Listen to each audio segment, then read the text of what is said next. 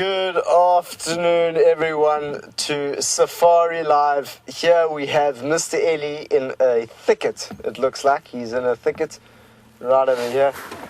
There we go. That's Mr. Ellie in our pot plant that we grew just about a week and a half ago. So yeah, that's where it is. And now Ellie's now got a new place, a new home to forage in.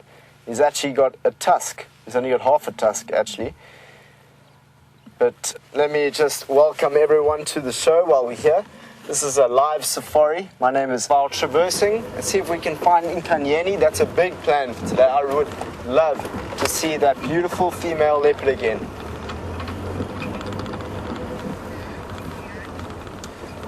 Gerard would like to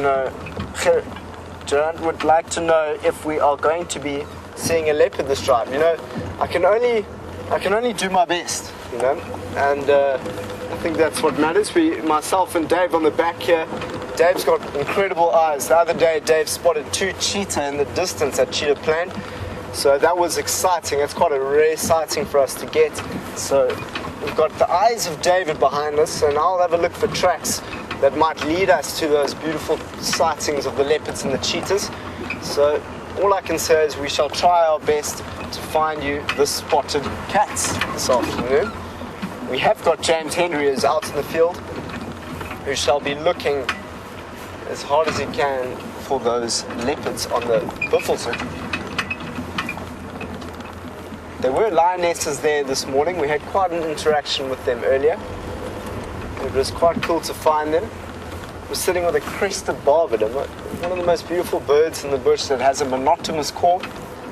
And then all of a sudden we heard that there were 2 lionesses in Buffelshoek, and we went down and had a look at tracks, and we found them, or Fenoti, the tracker from Juma, found them on the other side, on the eastern edge of Buffelshoek Dam. And we got to spend a little bit of time with those 2 females, the one who looks like she might be pregnant, but she could also be really full, so we can't be too sure of it. And she was very relaxed with us being there this afternoon, well, this morning. She didn't get angry with us being there, and as soon as she displayed any kind of feelings or communicated any kind of aggressive behavior towards us, then we would have backed off. So the comfortability of the morning was perfect with those 2 lionesses. And then you also saw 2 lionesses with James, and they had killed a Kudu, young Kudu bull, which is very exciting. So we've had already a very packed day. We had wild dogs with Jamie last night.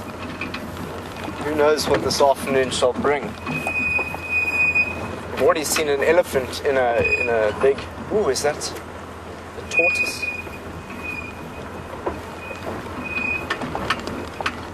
It's not a tortoise, it's a big rock in the road. Sorry everyone, it's just a rock. I thought it was a tortoise. These things will happen. While we head off to the plains of Cheetah, let's go and see what Mr. James Henry's up to this afternoon. Good afternoon, everybody, and welcome to the Wendy, recalcitrant old bag that she is. We are driving up towards the Sydney's Dam to see what has come down to drink on this balmy, wonderful afternoon, 26 degrees Fahrenheit, which sits at roughly, I think, 78 degrees no, sorry, I'm talking nonsense. It's well hotter than 26 degrees Fahrenheit. It's 26 Celsius, roughly, and about 78 degrees Fahrenheit, if I'm not mistaken. Now, on camera today, for the first time in 2 weeks, is Gendre Typhoid Gerden. He's recently returned from Africa Burn, which of course is a place where very grubby people go to play around in the deserts. Not so, Gendre? Right. Did you have a nice time? Good. Well, we shall hear about it as we progress. Obviously, we don't want to get too close to Gendre, everybody, so I will probably be sitting like this for the majority of the drive.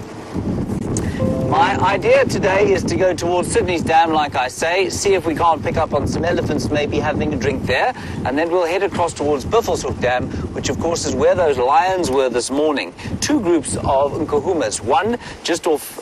Oh, sorry, let's just get past these fellows here. Aye! 2 groups, one that had eaten a kudu last night, and they were sort of to the south of Buffelshoek Dam, and then 2, perhaps one who's recently given birth to young cubs at Buffelshoek Dam itself, and those are the ones that Sam was following through an extremely difficult area this morning, and they managed to avoid him and Taxon and Aubrey, so they must be wanting their privacy, which is good news when we think about the prospect of little lion cubs coming up. So that's the plan for the afternoon. You are most welcome. It's lovely to have you along for the ride for the next 3 hours. And we are as live as Sam is, believe it or not, probably more so because he's from Cape Town. And you can talk to us at any stage, hashtag SafariLIVE, or questions at wildearth.tv. We'd love to talk to you. I think the email's working. Kirsten, is that correct?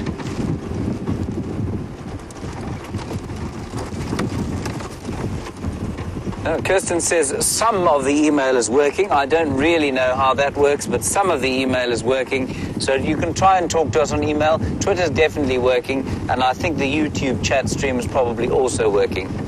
So please use the email questions at wildearth.tv. I don't think the others are working. I don't know what the others are. I didn't know there were any. Anyway, let's see what happens. We did have some troubles this morning, so sorry about that. And a couple of signal issues as well, which we've hopefully sorted out during the course of what has been a very beautiful autumn day here. You can see the sky is a deep, wonderful blue.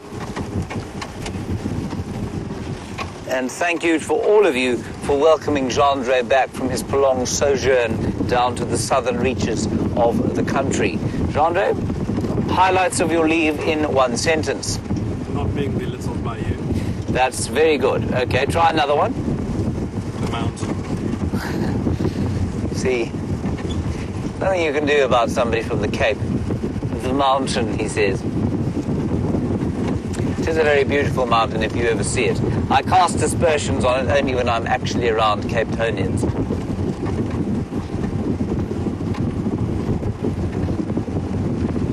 Here we are into the clearings. Now remember, we've just hit May. We're going into the dark phase of the moon. I can't hear. Oh, there we go, that's better sound from Kirsten now. A dark phase of the moon in May, and that of course is the time when the impalas are going to be mating, so let's watch out for them. They're going to be running around shouting at each other with great enthusiasm at the moment. Andrea, you're interested in which my favorite part of the reserve is. And sometimes those sort of questions are difficult to answer. What's your favorite animal? What's your favorite flower, etc.? But that actually, for me, is quite easy to answer. I know exactly what it is. It's at the junction of Zoe's Road and Philemon's Cut Line, because there's an incredible view down over the foothills of the Drakensberg, a whole line of granite rocky outcrops that extends to the mountains, and you can see all the way down that line, and especially during the beginning of the day or the end of the day, you can see the mountains from there, and they always give me tremendous comfort. So those are my favorite places on the reserve. Thank you for that, Andrea.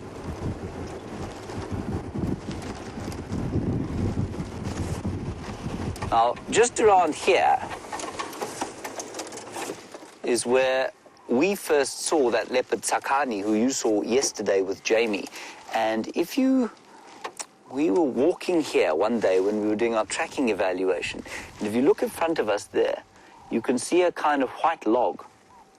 And just on that white log there, we heard squirrels shouting, and then we heard Franklin's alarm calling, and we knew something was up. And this leopard shot across the road and up towards the north, towards Sydney's Dam. And that was the first sight that we had of Tsakani. She was on foot, and it's always such a joy to see a leopard on foot, even though most of the sightings that you have of them on foot last less than 3 or 4 seconds. Come on, Wendy, let's go. There we go.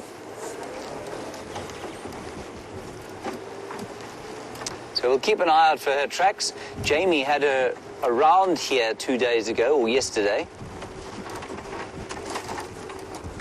So with any luck, she'll be around for a bit longer, but I think she spends the majority of her time, of course, up in Buffelshoek, which is north of us.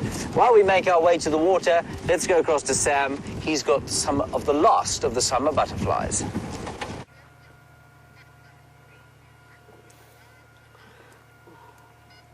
Look at these butterflies that are all around us. There was an African migrant there, Looks like a moth, that one there.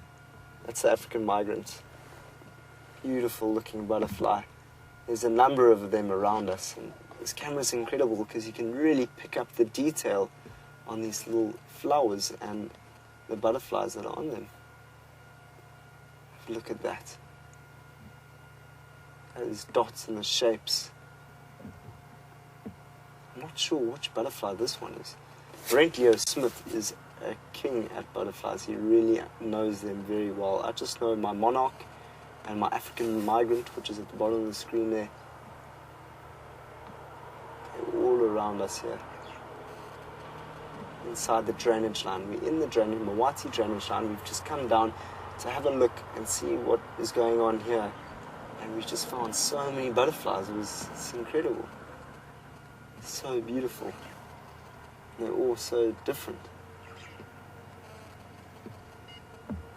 Look at those shapes and designs. Great camera work there, Dave. Awesome. And even these flowers, just opening themselves to attract all the different pollinators. Incredible.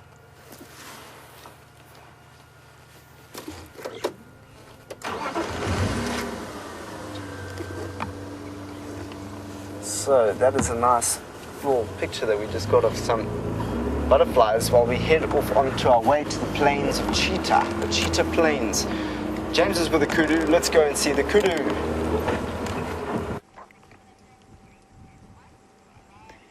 This might be the most impressive kudu bull that I've ever seen here at Djuma. He's got an incredibly widespread set of horns, but to me that's not what the most impressive thing about him is. He's got a very grey to black head, which I don't think I've seen before, and I think is probably an indicator of his age. Some of it does appear to be some dust there, but also, just look, you can probably see there, the back of his neck. He's incredibly wide. So the muscle there is quite phenomenal. And I'm not surprised, given the set of horns he has to carry around with him all day. They will have finished their rutting and mating season by now. Their gestation is obviously proportionately longer than the impalas, which means that their rutting and mating season will be that much earlier than the impalas, because they too will want to give birth during the height of the next rains. But he is an impressive bull, he really is. And I know that there was a character around here that people called Zeus. I'm not sure if this is maybe him, but I think far more than his widespread horns would be the distinctive grey to charcoal of his neck and head, which he's now got stuck into a delicious bush, of course, so it's quite difficult to tell. He's a fantastic kudu bull, this, he really is. They probably weigh, he's probably not shy, not too far shy of just over 600 pounds. So he's a big fella.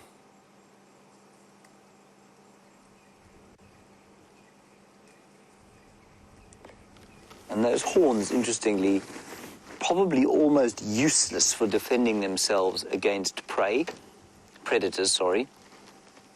They don't normally have to defend themselves against the trees that they eat. But they do have to defend themselves against lions, and I think running away is probably a far more effective means, or even kicking, than those horns, which are decorative, A, and B, used to fight each other. And every year, just after the rut, pictures appear on social media and various other fora where two kudu have become totally and inextricably interlocked with their horns, and they've died either of starvation or exhaustion trying to extract themselves from each other. And I saw a picture yesterday of two kudu bulls in the Kruger somewhere that had got locked while they were fighting. And because obviously an animal, you know what an animal does when it panics, it just starts to pull away from whatever is constricting it. And that's why a snare, for example, if you're hunting or poaching, is particularly effective, because an animal will never think to kind of move towards the threat and in so doing lessen the kind of bond, which would be the case with a snare. And it's the same thing with two kudu that get locked. If they would just move towards each other slightly and then twist a little, they could move apart very easily. But because they get locked and just then start pulling frantically against each other, it becomes almost impossible for them to extricate themselves from the dire situation in which they find themselves, and they end up dying like that. There's probably some sort of a metaphor in there for human beings, but I'm probably not intelligent enough to think about what it is. Jeandre, maybe you can think about it. Moving towards each other in conflict, and in so doing, reducing any troubles. Probably time for a picular. He is such a magnificent bull.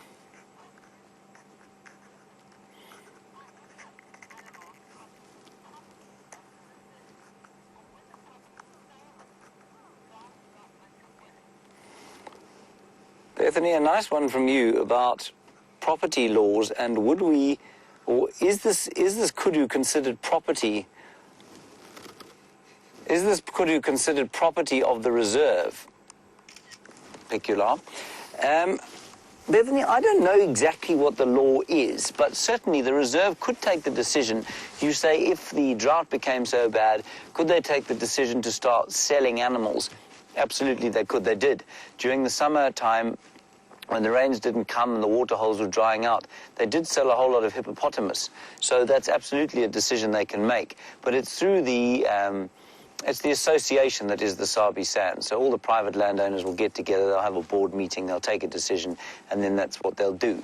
Now, I don't know how property works or how the law works in this country for this specific piece of land, because while it belongs to the association of the Sabi Sands, it is privately owned on its own. And whether this kudu bull, because it stands on Djuma, belongs to the landowner of Djuma, I don't know. I'm not sure how it works out here. But certainly the association that is the Sabi Sands can take a decision to sell animals on. Very nice question. Thank you, Bethany. All righty, let's move on. Jeandre has clearly had enough of Zeus. Much too interested in watching me. You've never seen me take a picular before, have you? No. It must have been a real privilege for you there, Jeandre. On we go.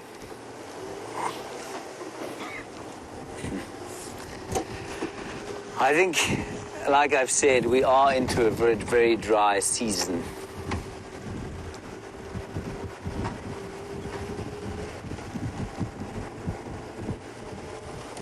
Bevan, yes, surprisingly, your question is in fact true. You say, is the kudu, you've read that the kudu is the loudest antelope and it makes an incredibly loud barking sound. It does. It's a low-frequency barking sound, and it's low frequency because they live in thick bush, and lower frequency sounds travel better through thick bush than do high-frequency sounds. And it sounds like a really loud sort of dog bark. But they only do it when they're really upset, when they're really alarmed. So if a pride of lions was to come wandering through here, or a big male leopard, then they would make that loud barking sound. And certainly, I mean, if you had never heard it before, you wouldn't identify it as a kudu. In the same way, I was watching a documentary last night that a Sikha deer in India makes this kind of bird-like wailing when it's alarm calling, and you'd never associate that kind of a sound with something like a deer. And I think the same goes for impala when they're making their rutting. They make that loud roaring noise. It's just totally incongruous with the elegant antelope. Now, if you do lose signal here, I apologize. We're going to have a quick look at the dam, and then we'll move off to a more stable area to the east. Sorry. We might just quickly look through here and see if there's anything up the water. No, let's go and have a look at the actual water's edge. Now, this waterhole that we're going towards will, if we don't have any more rain, and I don't think we're going to this year, or this season, this will become one of the last remaining standing water holes in this whole area.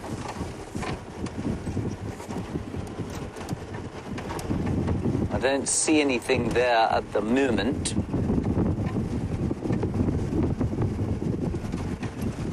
No. Nothing. Plenty of elephant tracks around. And of course, we did have the dogs coming up and down here recently, and they were on Buffelshoek yesterday. At least this last night sometime. So we were chatting about property laws and who owns what and who has what. So just to reiterate, for those of you who might be new viewers, we're on our northern boundary now. To the right-hand side of your screen is Nkuhuma, that we're allowed to traverse, obviously, in its entirety, 1,200 hectares, or about 2,500 acres. Then off to the right-hand side, I'm talking nonsense, it's about 3,000, 3,000 acres.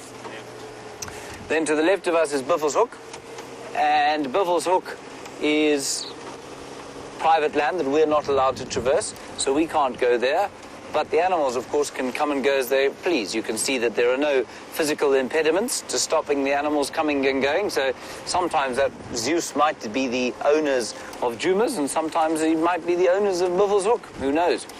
Then, of course, we go to the east, where Cheetah Plains is, 500 hectares of that, or 1,200 acres, and that's where Sam's going now. And then to the west, it's the same again in Arathusa. Let us get ourselves out of the way for the authorities. Down scrape as Edwin drives past. That's not Edwin. That's Edwin's wife, who looks nothing like Edwin at all. She's much prettier than Edwin.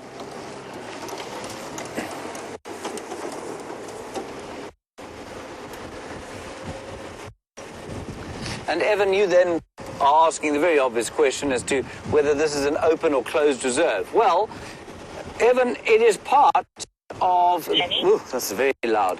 It's part of the Greater Limpopo Transfrontier Park. That is 8 million acres, or 3.5 million hectares of completely open area. So on the far eastern boundary, inside Mozambique, there is a fence that goes around north into Zimbabwe, and then down west, down the western fringes of the Kruger National Park and the Sabi Sands. Within that 8 million acres, there are no fences. So it's a completely open system within there. So that's why most of the time we don't know what we're going to see next. Yes, the leopards and the lions are territorial, but the wild dogs and the elephants and the herds of buffalo and that sort of thing, well, we don't know where they're going to be, and that's one of the great joys of driving around in an area like this. Let me just contact Jamie. Go ahead. You can hear what Jamie has to say. There's fresh middle-lane tracks on Zoe's Road. To see them on main access, but they're close to the main access junction heading towards Gallagher Pan. Jamie, we had male leopard tracks coming Zoe's Road, Gallagher shortcut, and then seemingly going across Buffelshoek cut line. Are they on top of vehicle tracks there?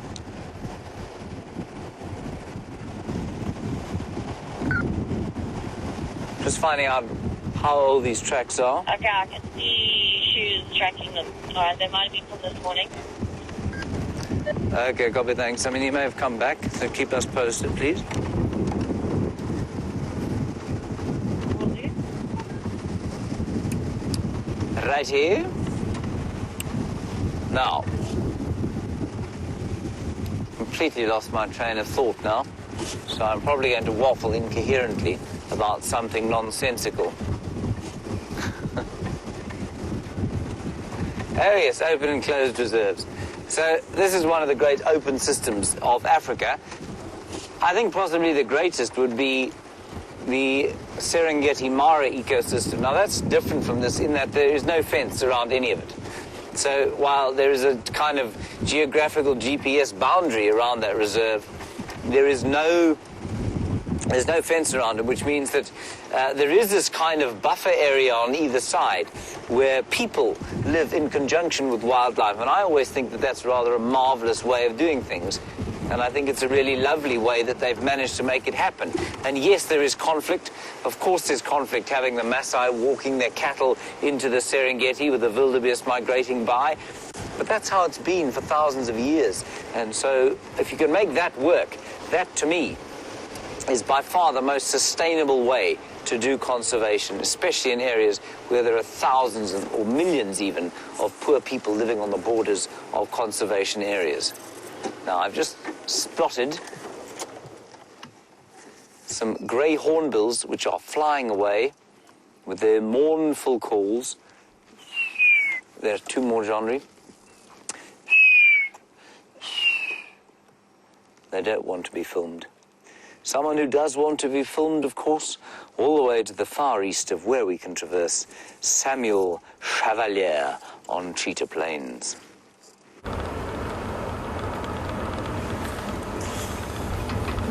So we are at the plains, myself and Dave and Mr. Elephant, and we are heading towards the open areas. There's been some elephant tracks, giraffe tracks, birds flying through the trees, all sorts is happening here at Cheetah Plains already. Sorry, every single time I turn around I've got the sun in my eyes. So I can't really look at that camera right now. Have a look at this tree that is in the termite mound. Very cool, and that is most likely an ivory tree, a brown ivory. So they often grow on top of termite mounds. And the reason why they grow there is because the termites, of course, are collecting all sorts of seeds that they bring from far away, and they bring them towards these termite mounds. And the Nkuhumas are named after the brown ivory tree. That's a nice little fact. Nkuhumas, who we saw this morning, which was very cool to see them. Jeez, that was just saw a huge bug flying there. Did you see that, Dave? That big. I don't know what that was. Must have been maybe a rhino beetle or something. Rhino beetle flying around us. Very cool. So, it's quite cheap expensive. It starts off very thick, and so we like to go quite slow through here. There's the best chance of possibly seeing elephant. We're going to go slowly. Although elephants are large,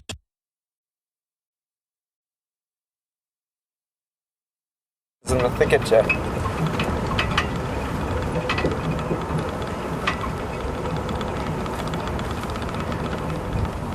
So if we have a look closely, we might just find Nelly. At the same time, this is also the area where a lot of leopards would be. We've seen quite a few tracks of leopards here. I mean, this is only, I think, the 5th time that I've been to Cheetah Plains. But we've seen tracks of leopards, so there most definitely is leopard around the area. The cheetah is what we're looking for today. I'd love to see another cheetah, but an ostrich or a jackal would go down quite well, I'm sure, with all of you. I know we were looking through Arethusa for a jackal. As you know, all three of those animals, the jackal, the ostrich, and the cheetah, are never the easiest things to find. You often have to track them to find them. So we will pay very close attention to both the ground, the air, and through the bushes to see if we can find anything lurking amongst the trees. This is three dams.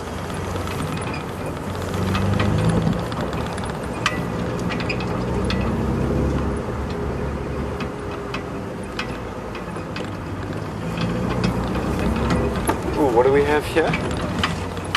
It's like we've got some hippo out of water tracks. It'll be fun to watch. Kathy from Washington, I think your question was with the butterflies. What eats the butterflies? I think that was the question. And what do they eat when the butterflies have gone? I think that's right. Yes, got that right. Great.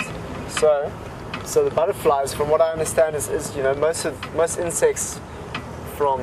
Look how beautiful those flowers are. If anyone can tell me what these flowers are, they look very, very pretty. Would you be able to get those there? How beautiful those flowers are. Never seen those before. If anyone knows what those are, please help us out. Hashtag SafariLIVE. We'd love to know what those flowers are. They just caught my attention while I was driving. So there's quite a few, of course, species, like from lizards to geckos to all sorts of animals that will eat the insects. frogs, flat-necked chameleons, birds that will eat butterflies. You often see the lilac-breasted roller eating a butterfly. But when the butterflies are gone, there's loads of other things to eat, such as the insects, termites. Termites is a common food source out here. A lot of animals eat termites. Everything from very, very small animals to the bigger animals such as aardvark. And even there's an animal out here called an aardwolf. Can you believe it? I promise you there's an animal called an aardwolf.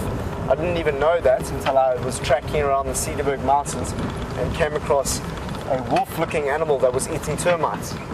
And I was so shocked. It was such a beautiful animal, but it looked like it would eat meat, but it just eats termites. So it's a very, very interesting animal to see. Hopefully one day on our live safaris we may come across that magical animal, and it's a nocturnal animal, so it's quite difficult to find. But at night time we shall open our eyes and see if we can look through the thickets and the drainage lines to see if we can find a stripy coloration. If I can find you a lilac-breasted roller, I'll also do that. It's quite a common bird out here in the bush, but you often see them eating butterflies, so that would be quite nice to link those butterflies we saw earlier to some lilac-breasted rollers eating them. You'll have a better understanding of how food chains work in the bush, so how energy is cycled through the webs, the food webs. The butterflies eat the birds, the birds eat the butterflies, and the bigger birds eat the birds. So there's all sorts of links in the chain. And what we're looking for now is a side-striped jackal.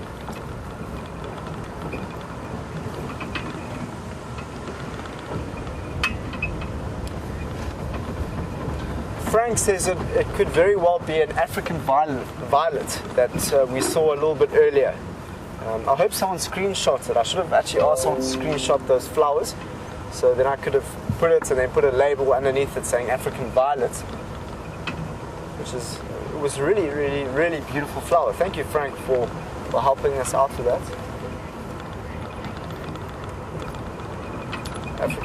Laura just sent us an email saying that she's also agreeing that it's an African violet. Fantastic. Learned something new this afternoon. That's what it's all about. Even if we're not seeing the predators, there's still the smaller things that we can learn a little bit more about. Yours. We're starting to get into the open areas now.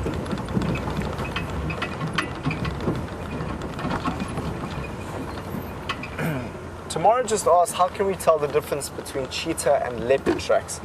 You know what, Tamara, I'm going to show you in the book, just because it's easier to explain. The main thing is, the main difference between the two is that the cheetah track has actually got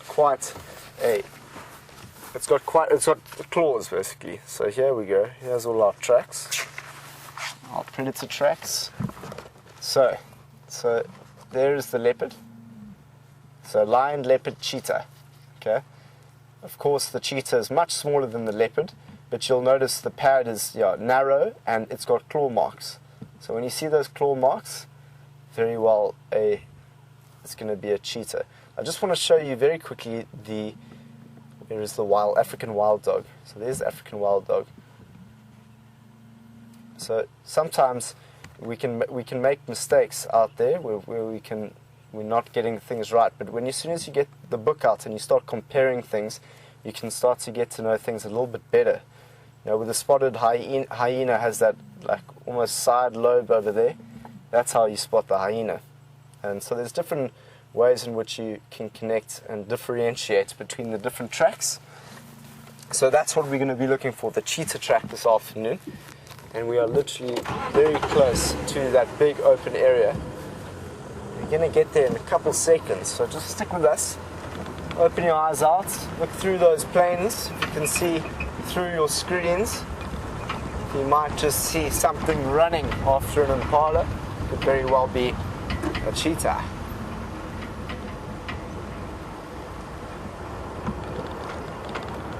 While I, myself and Dave open our eyes up, let's quickly go to James with an elephant. Well, he opens his WhatsApp. Don't know what that was. Here is a small herd of elephants that we shouldn't really be looking at, should we, Jean-Andre? They're north of the road, everyone, inside Buffelshoek, where there are a whole lot of private landowners that, they don't know if we're looking at their elephants or not. They could come across. We're quite close to Buffelshoek Dam. They might wander across for a drink just now. I am, of course, being completely facetious. There's no problem with us looking at elephants on Buffelshoek, as long as we don't drive in there. Now, that elephant is eating something called Ziziphus mucronata, and we gave the whole story again this morning about that remarkable tree and its spiritual significance to the local people from here all the way up into Ethiopia and various other parts of Africa. And it is used to bring the spirit of the dead person. If they die away from home, it is used to take the spirit of the dead person back to where they were born, and in so doing, allow them to rest at peace.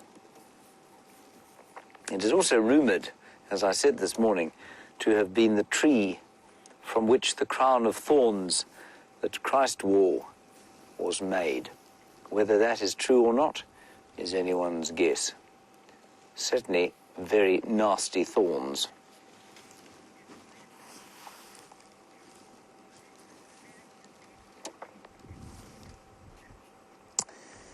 What a very clever question from Debbie in Vancouver about the defenses that trees have against being eaten. Well, Debbie, in broad strokes, there are two kinds of defense. One is a physical defense or mechanical defense, which that Ziziphus has, clearly completely ineffective when being eaten by an elephant. And the other is chemical defense. And I think, Debbie, that the chemical defenses are probably more effective in most of the trees here. And I think possibly the tree with the most effective chemical defense is the guarri. Now, the magic guarri, or Euclea divinorum, is so seldom eaten by anything. I think I've seen Kudu maybe sup on it once at the very end of the dry season. It's an evergreen tree that nothing tends to eat, and it's so inedible that many of the cats mark their territory on the bush because they know that nothing is going to come past and eat where they have marked their territory. So, Debbie, I would say that the common, and not unsurprisingly common, because it's obviously difficult for animals to eat, the common Euclea divinorum or magic guarri is probably the tree that I would say has the most effective defense of any other here. And if you don't know what it is, I will try and find one for you. Normally, in the drainage line areas, except the drainage line area that we're in now, free of any Euclea divinorum. We will find one, Divi. I'm sure you know it. You've been watching for a while, but I will find you a tree. So they've gone off into Buffelshoek. We too shall go off to the dam.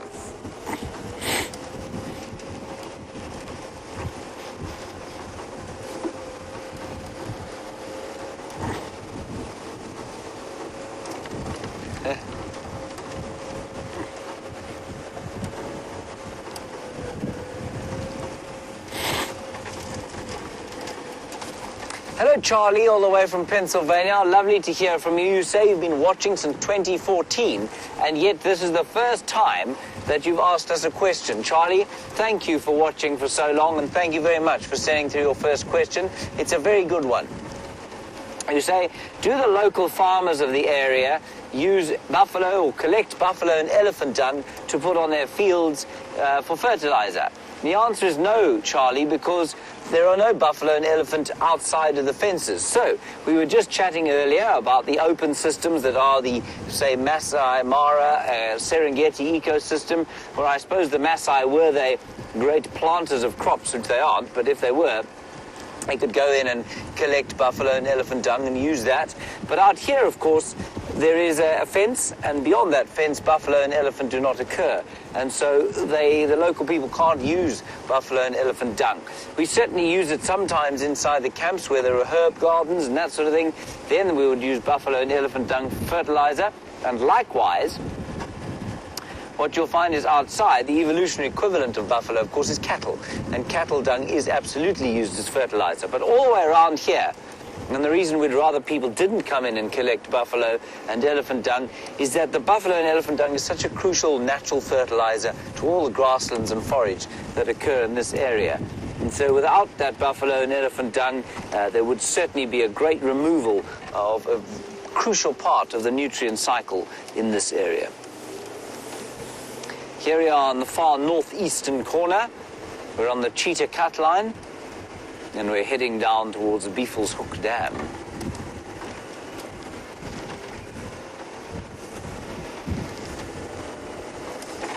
Where hopefully there will be some kind of an interesting animal or bird to show you.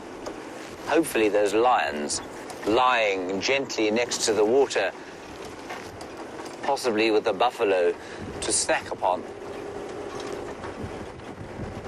Although, as I said, although we've had many buffalo there over the last little while, those 3 or 4 lionesses, even 5 of them, are going to struggle to take down a large buffalo bull without a male. And in case you haven't been watching for a while, it would seem that one of the Nkuhuma pride has gone off with one of the Birmingham boys, one of the remaining 4, and she seems to be mating with them, or with him. And so maybe she too will have cubs. We saw, there was a very good suggestion today. I said we were watching the young spotty-nosed lioness today eating on a kudu, or the remains of a kudu, the sort of insides. It was like a sort of fairly grim version of a morning haggis. And I said, well, it looks like she's full, she's been eating a lot. And then somebody pointed out very cleverly that she didn't seem to be panting, yet she seemed to be extremely full. And I said I didn't know if she was pregnant, and it was suggested that maybe it was a way of telling whether she was pregnant or not was whether she was panting, even though, and she wasn't. And she was so full, so maybe that big fat belly that she had is an indication that there are little cubs about to be born to her. I thought that was a really good thought. From one of our viewers. Very astute are our viewers. Right, Samuel has reached the great plains of Cheetah. Let us go across and find out what there is in those vast open clearings.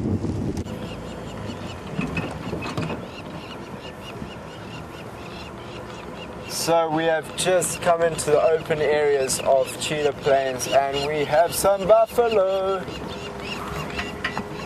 Have a look to the big, well, not such a huge one. You've got a very old one over here. Have a look at this buffalo that is right here, just in front of us. I'm just going to get into a position where we can sit and have a good look at him. He is a that's nice. big boy. There we go. You can see his skin is starting to deteriorate on top of his body and around it. That is an indication that he is a very old boy. And that you'll often find them down by the mud wallows, as you can see here, because they need to cover themselves up from the sun, otherwise they get quite burnt, much like the hippos. So you see old buffalo bulls will become quite similar to that of hippos in their older days, and you can see all those oxpeckers on top of his body.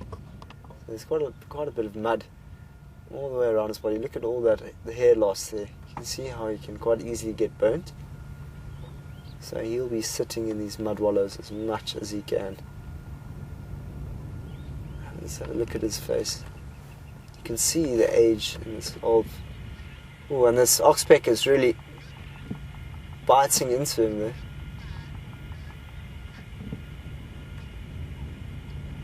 Oh, look at that oxpecker is getting right in that eye.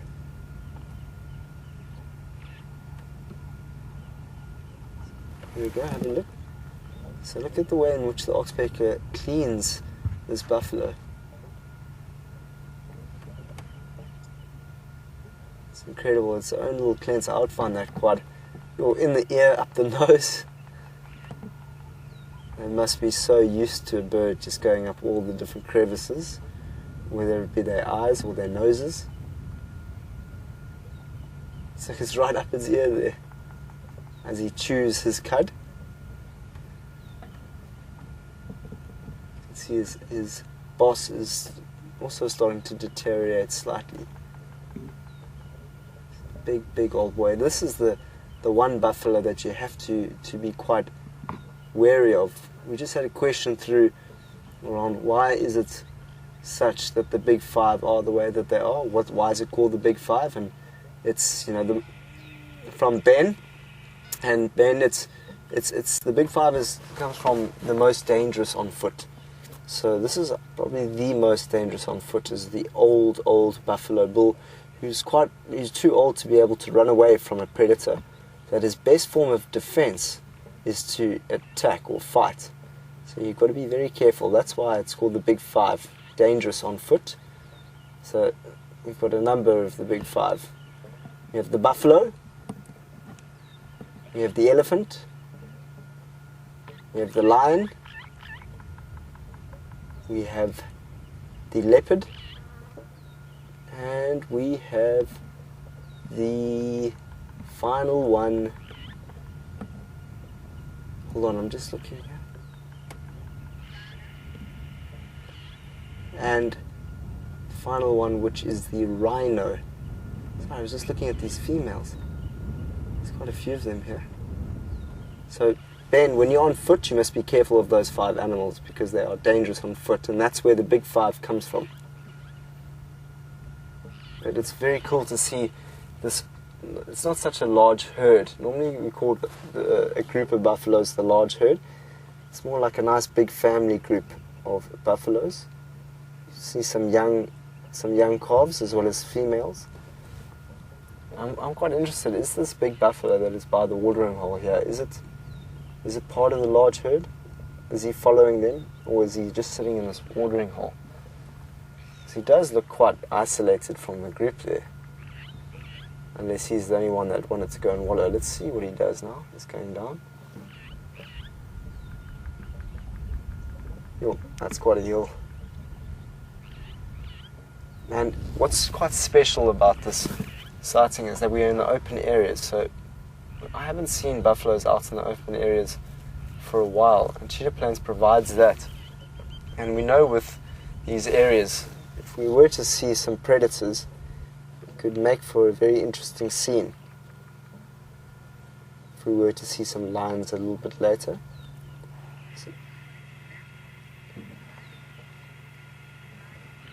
So, speaking of the wonderful lion that is also part of the Big Five, let's go to James and find out what he's looking at. Well, everybody, you won't believe it, but we've managed to track and find you a male lion and a female lion of whom we were talking. One Miss Nkuhuma and one Mr. Birmingham. They are lying post-passion, I'm guessing, here in the middle of what is a very sort of warm afternoon. I don't think they're going to do a huge amount while we're here, but we'll sit here for a little while. Now, I'd love to tell you that we did track them, which we did actually, but they were walking directly along the road, so it wasn't exactly a difficult tracking exercise. And I think what they did was come out of Torchwood sometime this morning onto Juma, which is where they are now, and here they are. It's really nice to see them. Fast asleep. Fast asleep. So I'm not sure how long they've been here. Their tracks look like they've probably been here for, I don't know, I think they probably came down here sometime during the course of the mid-morning, actually, which is unusual. Because there were people driving all over here during the course of the morning, and they were nowhere to be seen. Anyway, let's just try and identify which female this is. Well, while we look at the male, of course. Sorry, Andre. We'll look at the female. Her eyes are not open, so difficult to say. Let's look at her nose. Her nose looks pretty pink. So I'm not... It might be amber eyes. There is a kind of sheen of black over the pink. I didn't see amber eyes this morning, I don't think. So this could well be old amber eyes. And we will go around to Buffelshoek Dam just now and have a look and see if we can't find the other two that were going towards there. But I think these chaps have probably been here for a substantial portion of the day, probably from about 9 o'clock.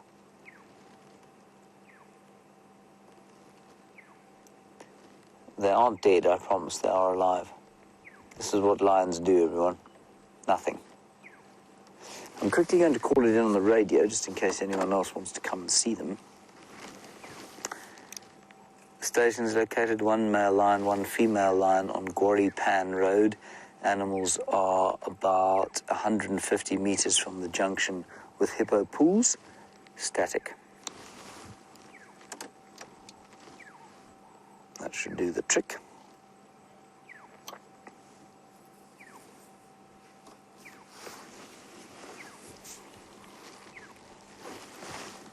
Not quite. On Gwari Pan Road.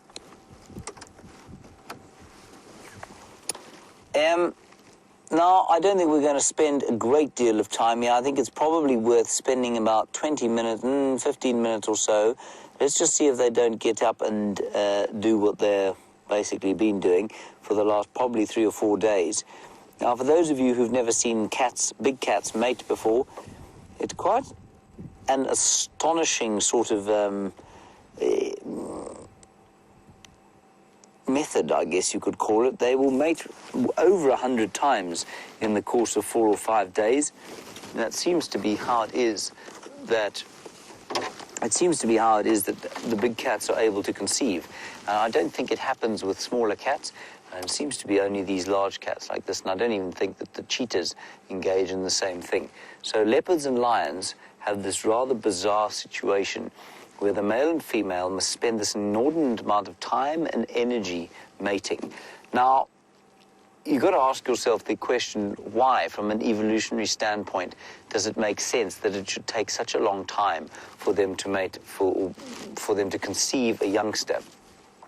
Let's look at the impala, for example. When they mate, and they will be mating probably in the next 2 weeks or so, each sort of copulation, if you like, will take 2 or 3 seconds, that's all, and then the female will either conceive or she won't, and most likely she will conceive. Whereas this situation here, where they mate for over a week sometimes, and sometimes that doesn't even result in a pregnancy. Now, what could possibly be the evolutionary reason, or, I mean, what advantage could it confer on the cats for that to be the case? And I think that there are possibly 2 advantages. Let's look at it from the point of view of the female. She, once she is pregnant, or once she comes into estrus, what she needs to do is to make sure that the energetic investment in creating an endometrial layer, in other words, in lining the uterus with expensive nutrients to have a youngster, to embed an embryo, in order for her to make that investment, she needs to make sure that she's going to fall pregnant. And so this lengthy mating period, I think what it does is it begins that process. And I think it's only during this process that actually happens. So if she was to create the endometrial layer beforehand, much like many other mammals do, if she didn't then fall pregnant, it would be extremely expensive for her. I think that might be one of the reasons for it. From his point of view, I think that from a male point of view, I suppose it could be that the extended mating period gives him more of a chance to perhaps put more of, to find a point on it, to put more of his seed, more of his seed onto the market, as it were, because she could well go off and mate with another male during the same estrus cycle.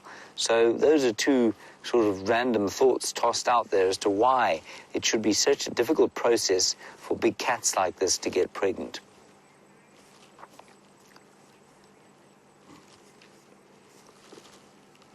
And Leopold, a nice question from you as to whether lionesses and lionesses compete for the alpha male in a coalition.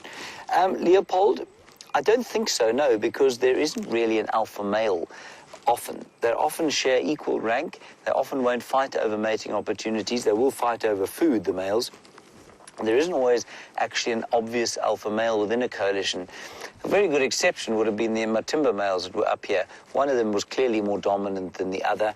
He had a big dark black mane, indicative of the testosterone that he carried in his body. The other didn't. He had a mane a bit like this chap. And this chap is still quite young, of course.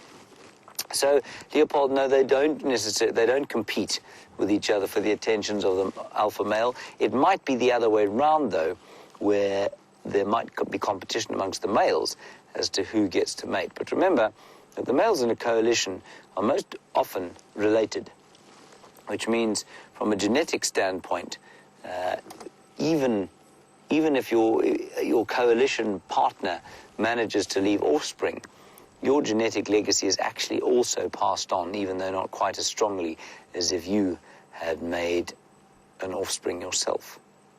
Let me just move slightly so that Gendre has a slightly easier time of it. Otherwise, he's going to shout at me when we finish this sighting.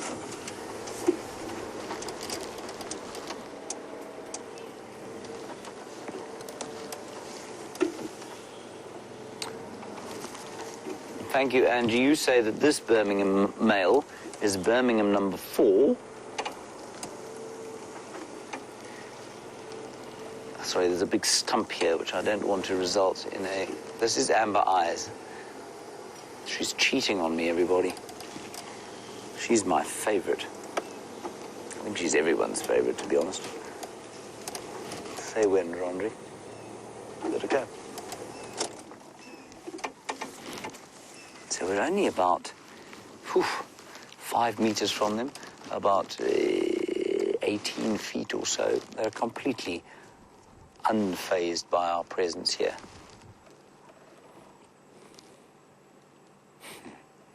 And they are so peacefully asleep. And that is the atmosphere of the African afternoon, especially in autumn, when the temperature is just perfect.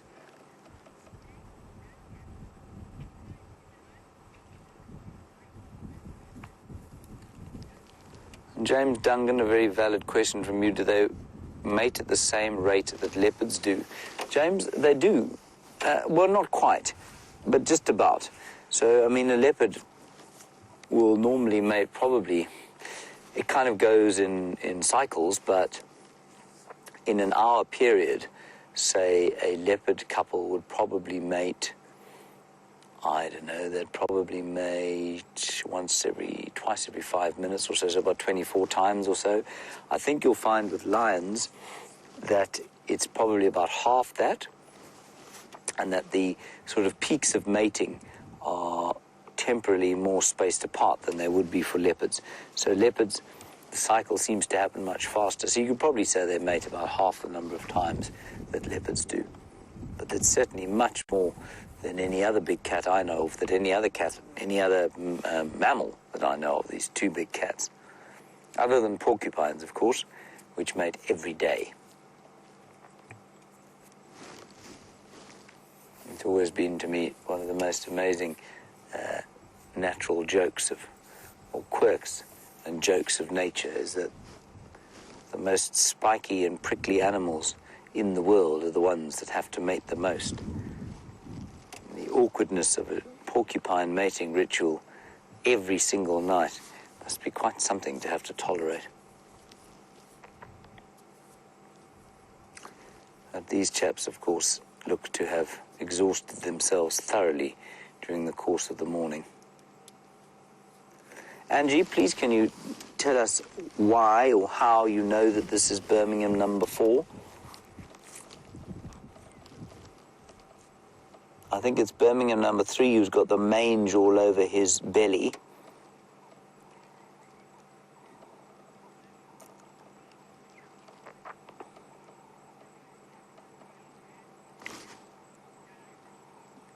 Now, Aaron, all the way from New Zealand, you ask a question about whether or not, if a male coalition, another male coalition came into this area, would they attack both of these, not just the male? Aaron, I think the question is probably answered by the way in which the Birminghams came into this area. When they arrived here and they chased the Matimbas away, they killed 3 of the Nkuhuma pride almost immediately. one of them before they'd even got in here as the dominant coalition. So I think you can almost guarantee that when their blood is up, when a coalition of males is trying to take over an area and chasing out the dominant males, they will almost certainly kill one or two of the females resident in the area, especially if they happen to be found with one of the males here. So there would be a real danger of that, Aaron. I think you'd find, though, if there started to be a great deal of roaring from an invading coalition, she would scupper. She'd disappear. She wouldn't be anywhere near this fellow if she thought that there was going to be a threat to herself. This is an arrangement of convenience right here.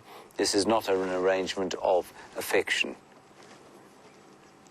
And on that slightly sort of a cynical note, let's head across to Sam, who's got one of the least cynical animals in all the wilderness.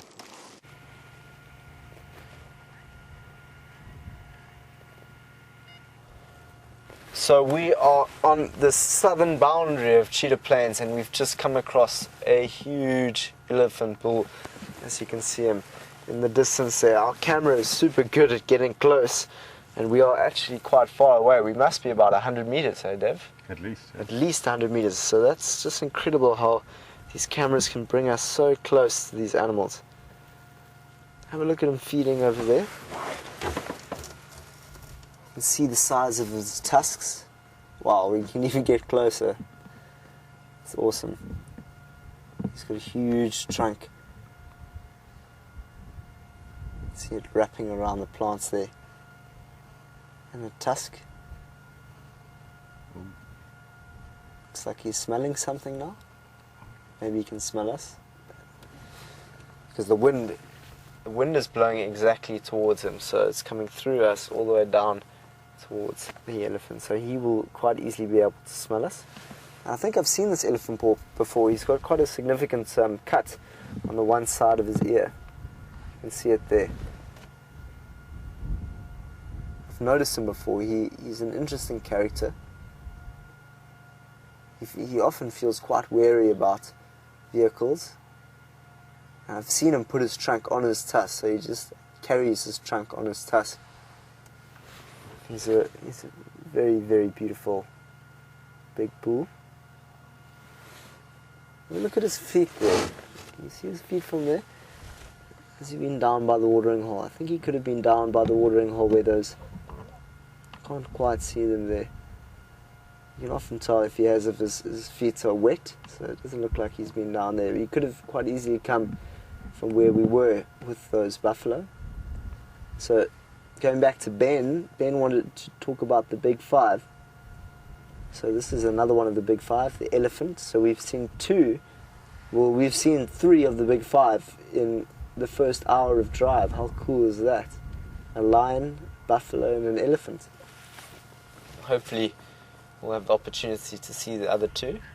Well, it's not easy to see a leopard, but we're going to do our very best to locate that wonderful animal. Nkanyeni, I just pray that I can see that beautiful animal again. She's just such an incredible looking leopard, and we found her not very far from here. We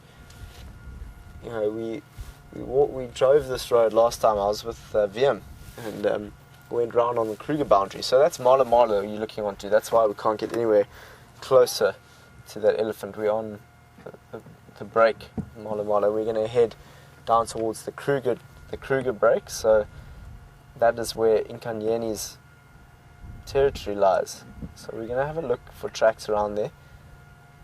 I've just been told that she has tracks. She has cubs, not tracks. Hopefully we'll find tracks, but she has cubs. And so it'll be great to see if we can find her cubs and her herself. So we're going to go and have a look in that area just now. Let's just have our last look at this elephant as he wraps his trunk around the branch down there.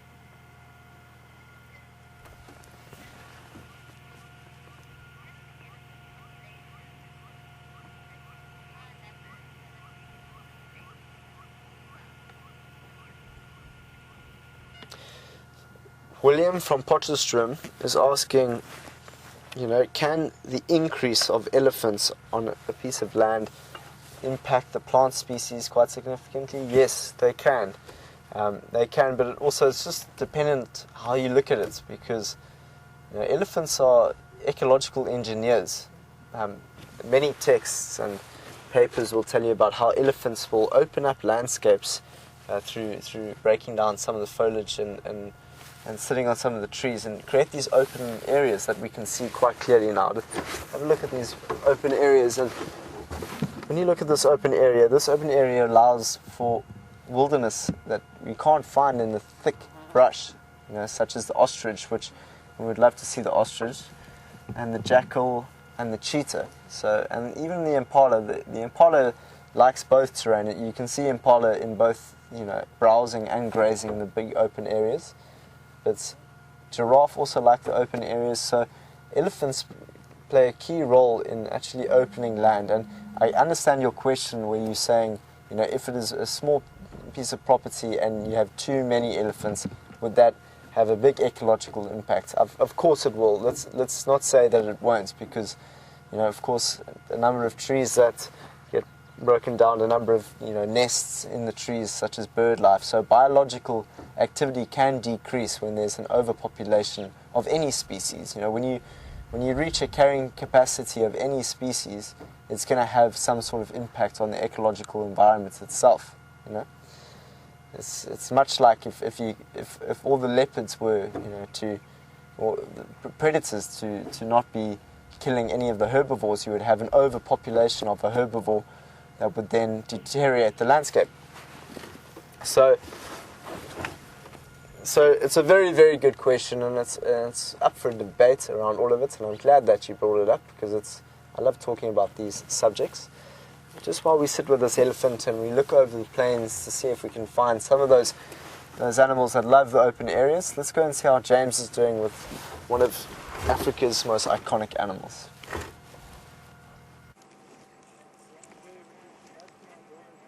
James hasn't moved, the lions haven't moved, the flies have moved. The flies have very enthusiastically been chewing on that male lion there.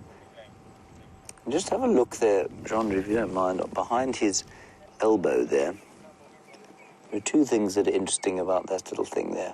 Firstly, I think he looks like he's getting a bit of that mange that his brother has got. You just look underneath that sort of hairy armpit that he has. The second thing that's interesting, I think, is just from an anatomical point of view, the kind of makeup of an animal's limb, and I've been through this before, but you can see quite nicely there. That hairy bit is the equivalent of the elbow joint. So for those of you who are feeling dexterous enough, you can get down on your hands and knees, and where your elbow would be is where that tufty bit there is. It's not an armpit at all, it's actually the elbow. And if you look up from there towards the top of the animal, that's where the shoulder joint is. So what am I looking for here? What's this bone called? The humerus. The humerus, which is the bone under which your bicep sits, or on which your bicep sits, is between that tufted bit and the shoulder. So it's much shorter on an animal like this lion. Then, from the tufted bit down towards what looks like a knee, if you back on your hands and knees, everyone, for those who are feeling dexterous, like I say, that knee joint is actually the equivalent of your wrist joint. So it bends the same way forward, in the same way that when you're on your hands and knees, that would be like your wrist. And so the radius and ulna, which are the two thin bones in your forearm, are actually much more substantial in an animal like this lion. And then from that, what looks like a wrist joint down to the feet, the carpals or metacarpals, I forget which, are thicker and much kind of more substantial. Brilliant. So that's the state of the play with his feet. Then if we go back to his face, Angie, just come back to us, and you said the Birmingham number 4, who I think is only known as Birmingham number 4, is obvious because he has a golden mane, and this lion most certainly has a very golden mane. And he's also, while he's lying at this angle, obviously got a scar under his, that's his right nostril. And he says under his left nostril, a very obvious scar. So we can't see his left nostril, but thank you for that, Angie. Upper right side of ear and head. Yes, we can see that too. Just behind his ear. Thank you very much for that, Angie. Brilliant. Yeah, and Chandra, if you go to the back end of him, you can see on his hindquarters there, he has got what looks like to be the beginnings of a bit of mange. Now, I don't know what the long-term effects of mange will be on an animal like this. It's now being fed upon by a polyrhynchus ant. That's quite something. I don't know if you saw the ant go in there, everyone. But there are also a whole lot of ticks there that are feasting upon him. Doesn't seem to be affecting him too much, but let's see if that spreads like it has on his brother all the way down his belly. He's got that horrible mange, which I think he'll probably recover from, but it's just not very nice for him.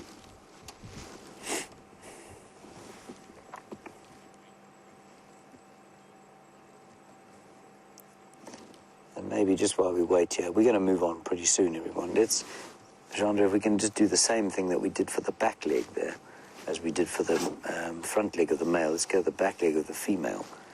And we'll go from the bottom. Her toes are the same as the back legs of your toes, of course. And that major joint behind there, which we call not the fetlock, which we call the hock. And you see the hock there, that's where her tail is just covering that joint. It's called a hock. That's the same as your ankle joint. So she's got a really long ankle joint. And then up into a much shorter sort of calf.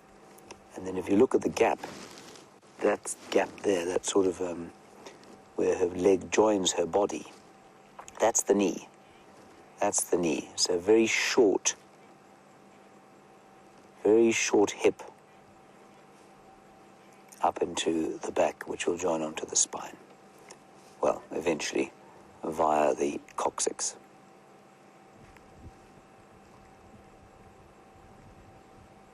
So that's the lions. All right, everybody, we'll spend another 5 minutes here, and then we'll go.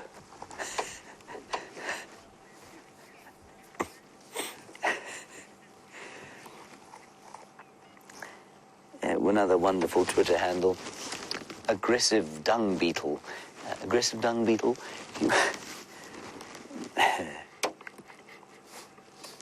One second.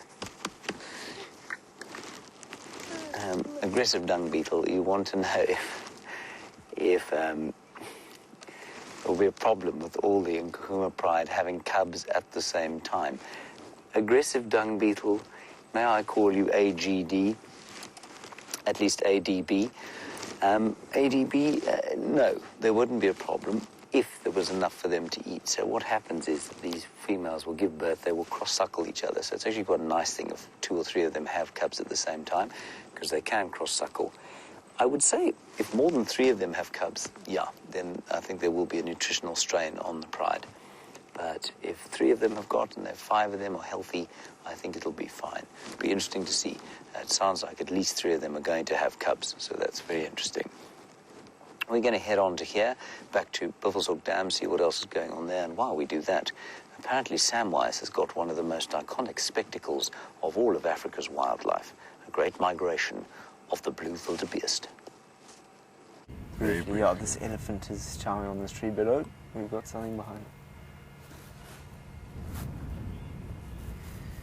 The tree that we are looking at here looks like a knobthorn, but more importantly, what is behind that tree? It's a wildebeest, a group of wildebeest. So we've just seen a couple of them walk right past our vehicle. And this is probably the most wildebeest I've seen in quite some time in one area, which is so cool to see, because normally we drive around the corners and we just find the male. And there's a male here. He's actually been scratching himself on the logs, which is quite cool to see. But a whole bunch of wildebeest just migrated into Mala Mala, and I'm just going to put my radio back on so that I may listen to what's going on. But let's have a look at this other wildebeest that is scratching itself as soon as I can. still have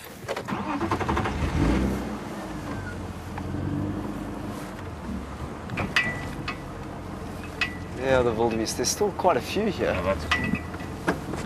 I'm actually going to go so... It's too much. Yeah, can you see the... Okay. Here's the wildebeest. He looks like he's scratching his horn against this tree trunk.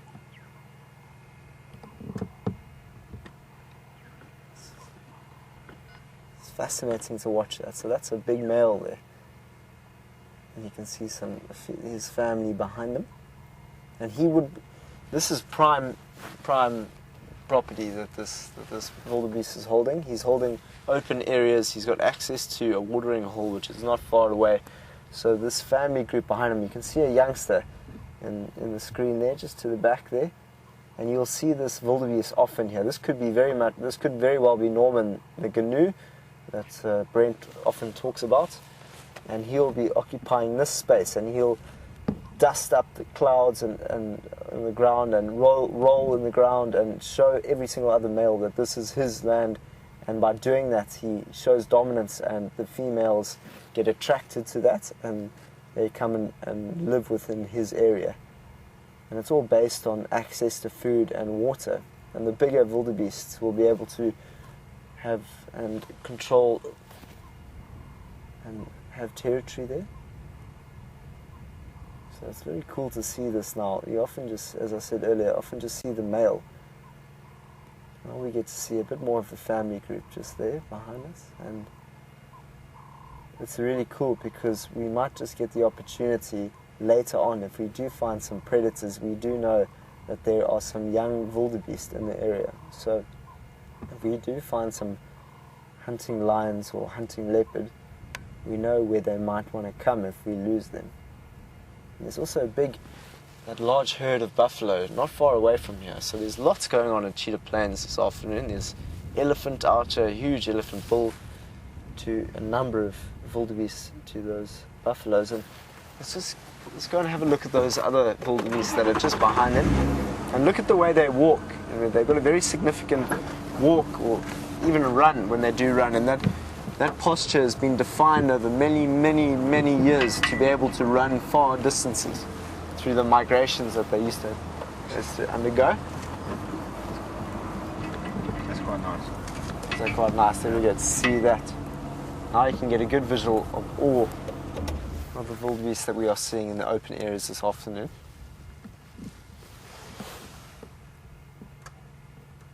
Let's see, you can see all the way up to the top right there. There's a couple that are lying down and grazing, and we know that, let's actually get closer to their mouths. We can see that they like to eat the short grasses. This is one of the reasons why they like these open areas and the short grasses, because that's all they can feed on. So there we can see a wildebeest eating on the short grasses here.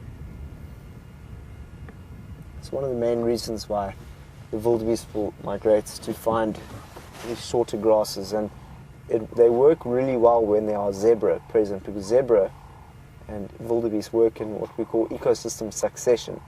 So a zebra will be eating the bulk grasses, the thicker, bigger grass that the wildebeest won't eat, and then the wildebeest will follow after the zebra and start eating that smaller grass.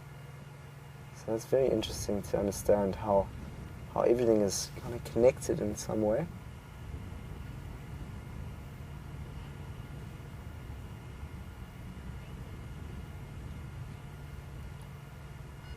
So Monty's asking, when is the rainy season? Well, the rainy season we have just coming out of now. So the last time it rained was about 2.5 weeks ago, and that's generally the summertime. So from around October, November down to March, April is our summertime, and that's when it should rain a lot. But the last summer we didn't get much rainfall, even though it looks quite green at the moment. It's going to get dry pretty soon, and we are in for a very dry winter. But one never knows. We can't just say that. We could actually get some rain in the winter. We don't know until we experience it. But generally the dry season is coming up, which is our winter months, which is from around May down to October. So our rainy season is gone and our dry season is on the way.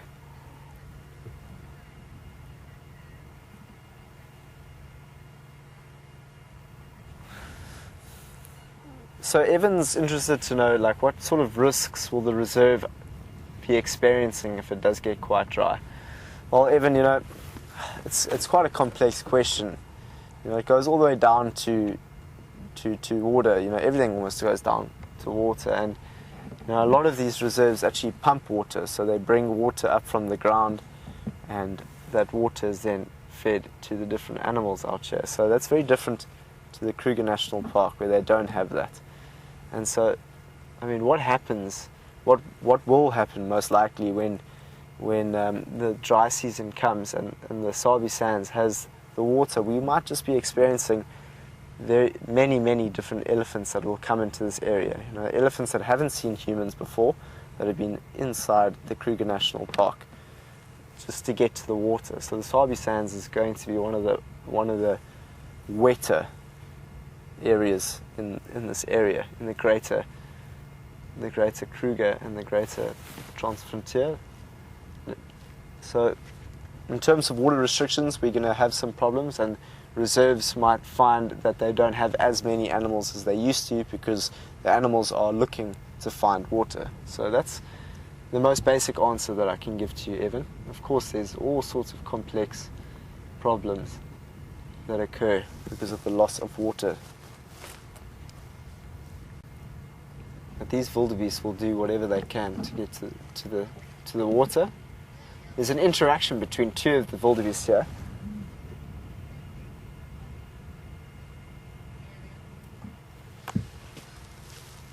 Ariel's just noticed the different shading on these wildebeest, and yeah, it is quite interesting. I mean, I once heard a theory about, you know, the shading in terms of the differentiation of coloration can actually cool them down.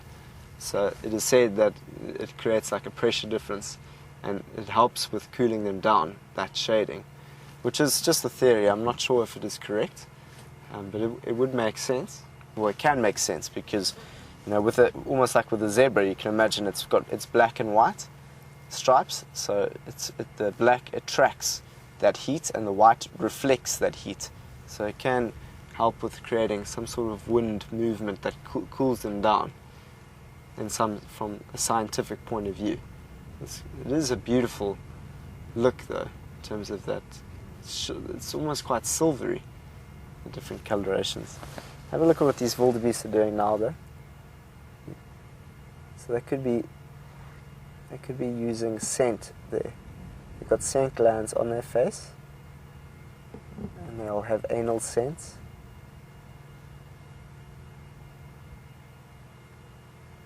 So it's nice to actually spend some time with wildebeest. We don't often do that. And we can tell the difference between the two different wildebeest by looking at the horn structure. They've just left now, but the females have quite a significant brown, light brown, on the front of their forehead. Can you see that there? Just back to that wildebeest. There we go. Have a look at that. The front of the wildebeest there. On the top, it's almost quite a much lighter brown. That's how I used to tell the difference when I was in my training.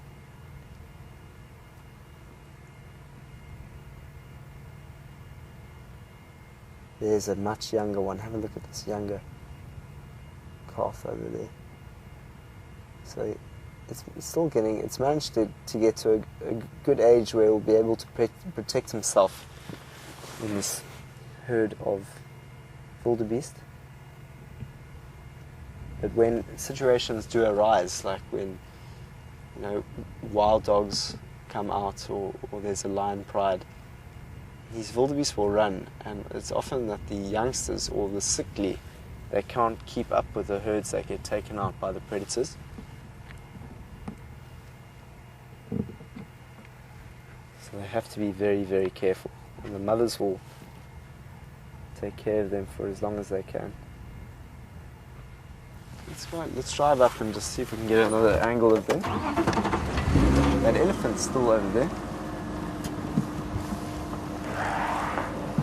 Still quite cool to see that he's still out here on the plains.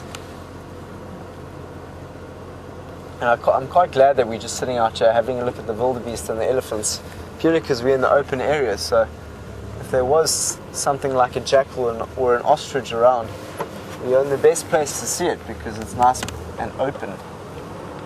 It's an opportunity of seeing those two. Okay, let's go and have a look at these wildebeest. For now though, let's just go and see what's going on at Buffelshoek. James is over there.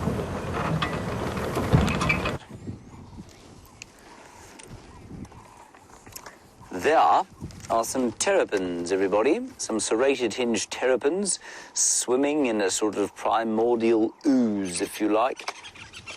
I think they're probably eating the insects that are eating the ooze. They're not known to be vegetarians, though, I must say. While I've never read that they're vegetarians, I've seen them opening their mouths through bits of ooze like that very often. And I'm not convinced that they don't eat a bit of algae now and again just to supplement their diets, perhaps get a bit of fiber into the gut. But look how many there are. There are hundreds and hundreds of them.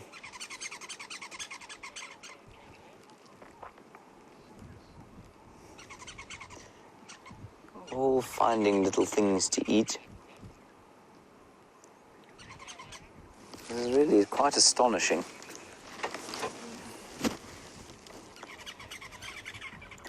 Look at them, all in that ooze. And I can't see any insects in it. I'm looking at the ooze with my very powerful binoculars, but I don't see any insects there. I mean, these rather vicious little reptiles. I'm just holding one sec, sorry everybody. Yeah, I'm there now. There are two Duggar boys here, that's all.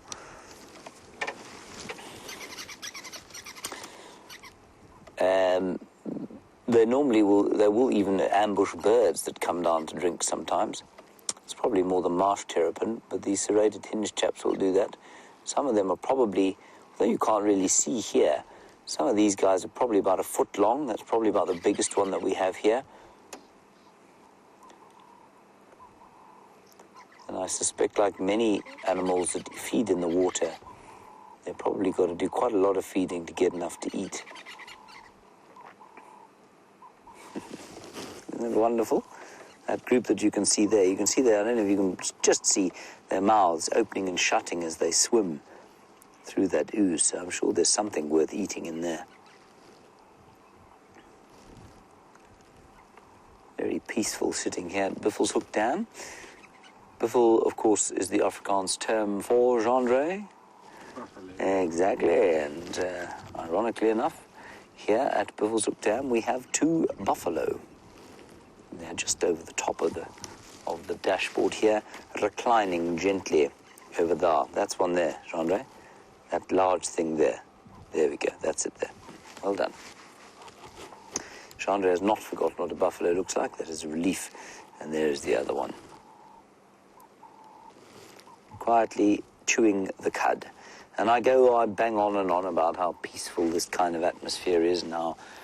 The reason I live out here is because it does confer such a sense of, connection with the earth and peace of the earth. And a little scene like this to me, I could quite easily sit here all afternoon and be totally satisfied with my life. But don't worry, everybody, I won't sit here the whole afternoon. We'll go and see what other things we can find. I think that it's probably called upon that Gendre goes to visit our friends at the hyena den. And so that's what we'll do once we've finished here at Buffelshoek Dam, with the world's largest population of serrated hinged terrapins. Gendre, I'm quite glad I'm not a serrated hinged terrapin, aren't you? Would you like to be one? Does look quite inviting.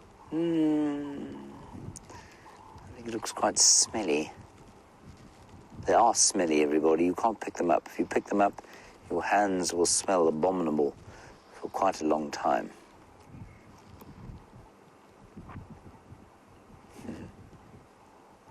There we go. Alrighty, let's head on.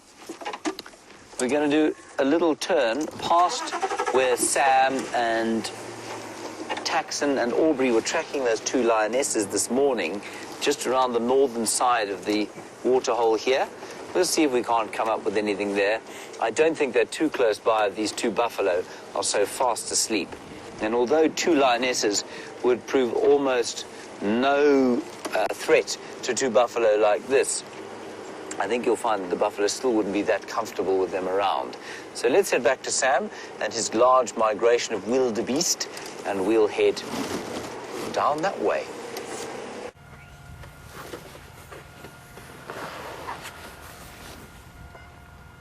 Have a look at these young wildebeest that are in front of our camera now. Very, very young. You'll see them eating the short grasses. We've just seen them eating here, and it's very special to be with this quite a large group of wildebeest. This is certainly the most that I've seen while I've been here. It's a little bit of a scruffle here. What's going on?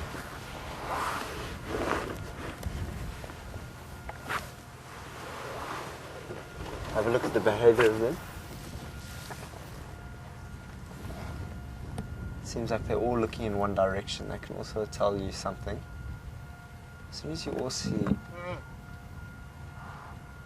hear that bleat. It sounded like a bleat of a young calf.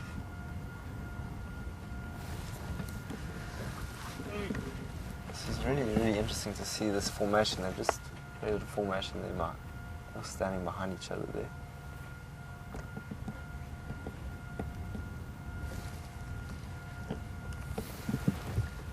What's very interesting is during the mating season, there's quite a, well, here's the male. You can quite see that this is a big male here walking out of the group, and you can tell the male is also, because of size, he is much bigger than the rest of them. One right in front of us. So now they're all following the leader over there. It's like this one's going back. So in the mating season, a territorial bull herds females into his territory by circling them with his head down and his tail lashing. So it's very interesting to see how they would herd a female. Maybe we can actually see that. While he's herding them, he bawls and grunts at them. He courts the females by stretching his head and neck forward and rearing onto his hind legs in a heraldic rampant pose. So interesting to see how a wildebeest caught a female. You can see that this male, so the male's just once again left the big group of females and youngsters here. He seems to be rubbing himself on the tree. Let's just look at him.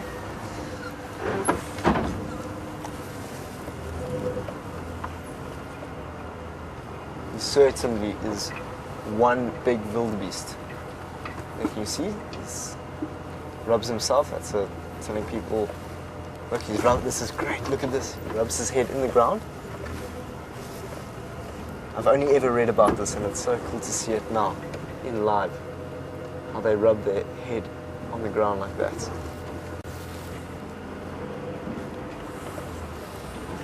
Let's have a look at him.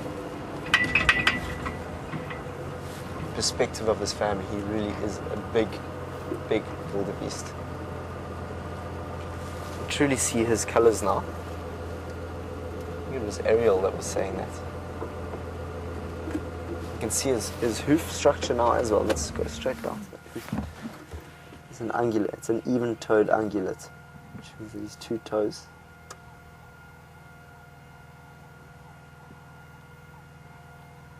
Those are the tracks that you would find. You would find those tracks walking around often in these big open areas. And he's got a tail there. You can see that tail will whip any of the flies that are flying onto his body. You can see it's quite coarse, that tail. They're very well looked at. They look very, very clean. This wildebeest. You know, ever since someone's mentioned that coloration, I can clearly see it now. It's beautiful to see that. There's his ear. And those are his horns. So those are large horns for a wildebeest. They've got such interesting kind of structures. Skeleton and their makeup is defined for the migration to help them travel such far distances.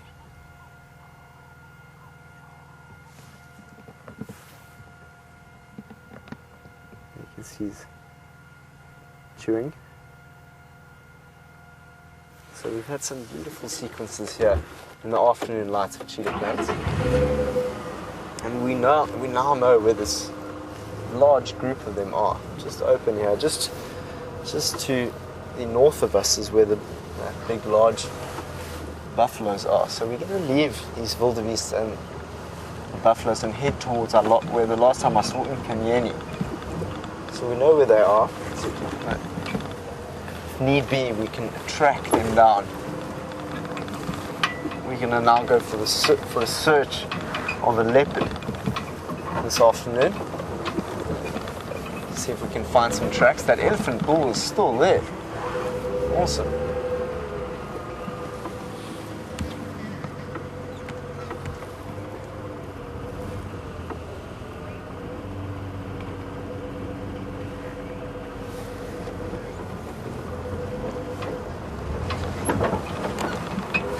Gracie, aged 8, is talking about how buffaloes might be quite mean to wildebeest and how there are buffaloes close by. Gracie, there are buffaloes very, very close by.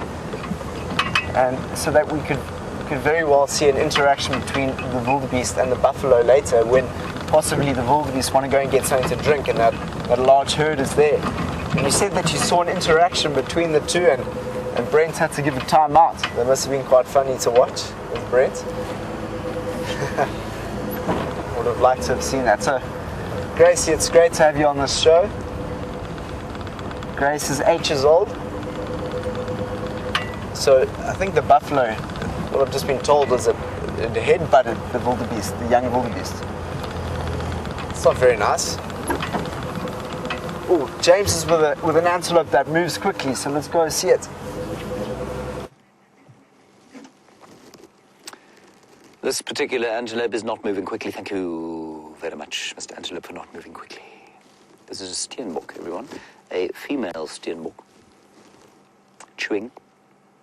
Scratching. Still scratching. Now looking. Now eating. There's something about this sighting that I find profoundly silly. I'm not sure why. But the steenbok is not alone, everybody. Let me just ease backwards. No, one doesn't ease backwards in this car. There are two of them here. Now, they will tell you, of course, that you do not find two steenbok together unless they are a mating pair. Or, oh, the other one is not nearly as brave. There's another ewe, another little female, and I think most likely the offspring of this one. I think that's her offspring now, just probably about to leave home.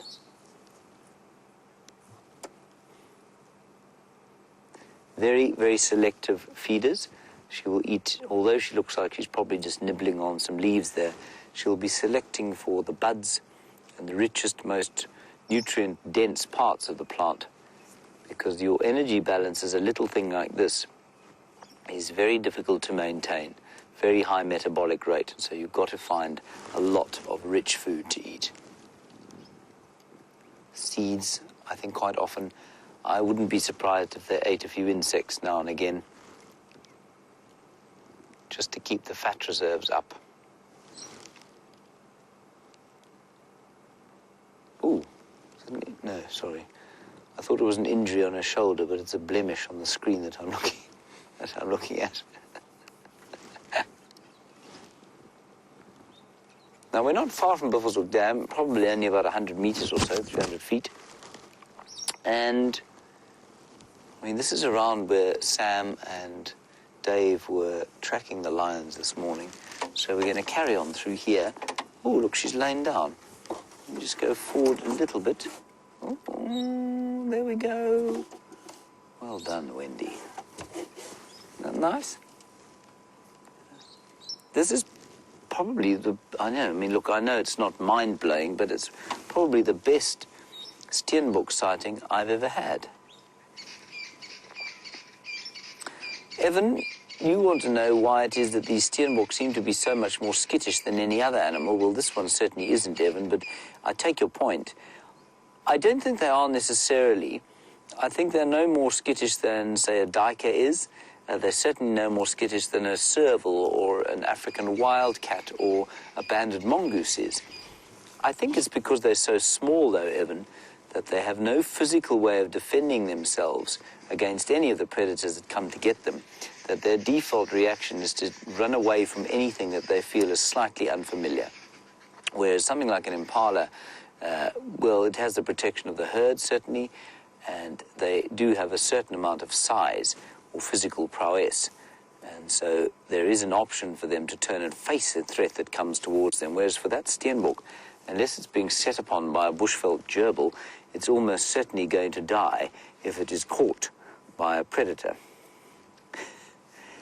And I haven't seen too many bushveld gerbils setting upon steenbok. But that one is very relaxed indeed. Very unusual. And you can see how well camouflaged she is. She's hidden herself very nicely up against a green bush.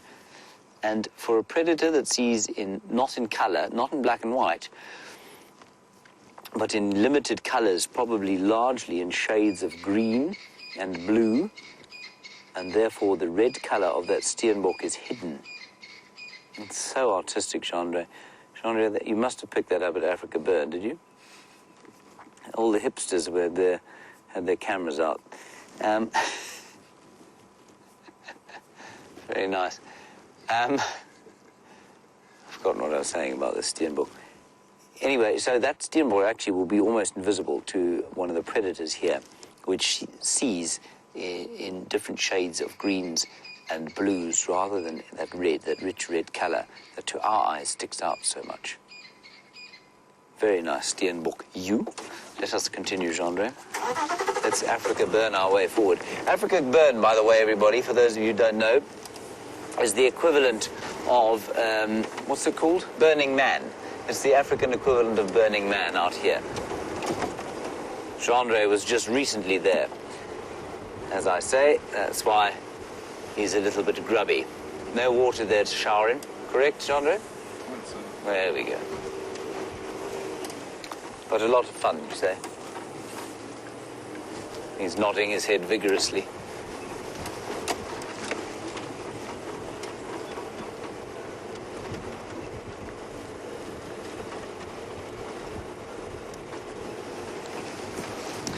And James Richard, while we were driving along, we were talking about the fences earlier on, and we were talking about potentially local people collecting elephant dung and buffalo dung, and whether that happened or not.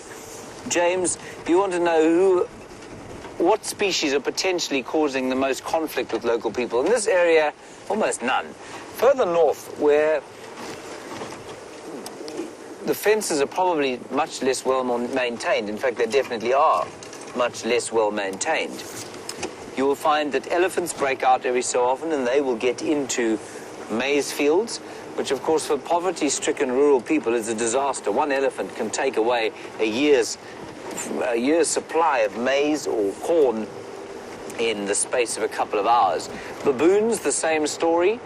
And then, as far as livestock goes, leopard, of course, find it very easy to get over or under fences, and so they will sometimes kill goats and maybe even the odd donkey. Lions sometimes get out and kill cattle, but they do struggle much more than the leopards to get in and out of fences. So I suppose it would be leopards, and then it would be elephants, and baboons would be the ones that create the most hassle.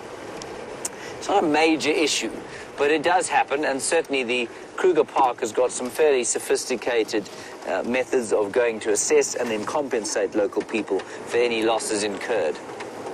And that's highly, highly important. As I've said before, conservation land in South Africa, given our troubled and tumultuous past, is highly contested areas, highly contested. And rightly so. I saw a comment the other day, and I'm not sure where it came from. I'm not sure what forum it was on. But the comment went something along the lines of, why do the Africans keep destroying the country? And, I mean, apart from the comment is obviously one of an unfamiliarity with a place like Africa, its vast size, and the fact that it isn't a country at all. It's a giant continent, into which the continental United States would fit 3 times. But it's also a sense that these game reserves in Africa have been formed in order to, because the local people of the area have threatened the natural wildlife of the area. And that's not the case. The main reason we've had to create game reserves in these areas is because of the white hunters that came into the areas in the sort of mid-19th century or early 19th century and came up through this area, through Tanzania and Kenya, and they basically shot out the elephant and buffalo and rhino and hippo populations in order to sell their ivory and their horn and their hides into world markets. And it was only through the advent and introduction of firearms into these areas and all the iconic wildlife areas of Africa that the necessity for national parks exists. And of course the concept of a national park is an American one. And I think, if I'm not mistaken, was it Teddy Roosevelt? It was one of the Roosevelts. I think it was Teddy Roosevelt, who was the great naturalist American. Although he was a hunter, he was certainly also a conservationist. And much of his work and the original pioneering American national parks gave rise to the national parks that we have in this country and, of course, in the other African countries like Tanzania and Kenya and other areas like that. No sign of the lions around here.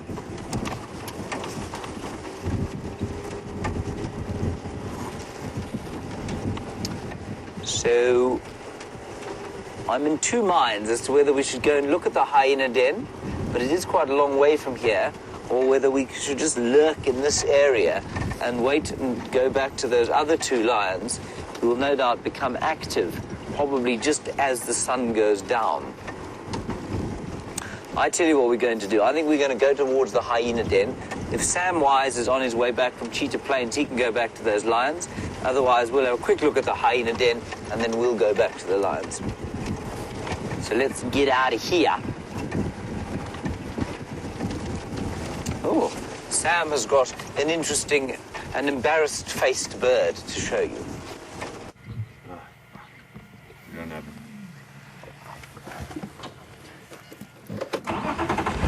So we have just found ourselves another bird this afternoon. It's a bird we don't find often, and hopefully we can see it again. Come on, where did it go, Dave? Good bird. It's a small ground nesting bird that has a red face. What do you think it is? Before we see it, there's a few of them that we can find. It's in this area somewhere. Spot him, where are you? Where are you? There he is.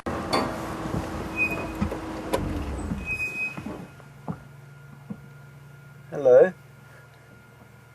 It's a beautiful Franklin.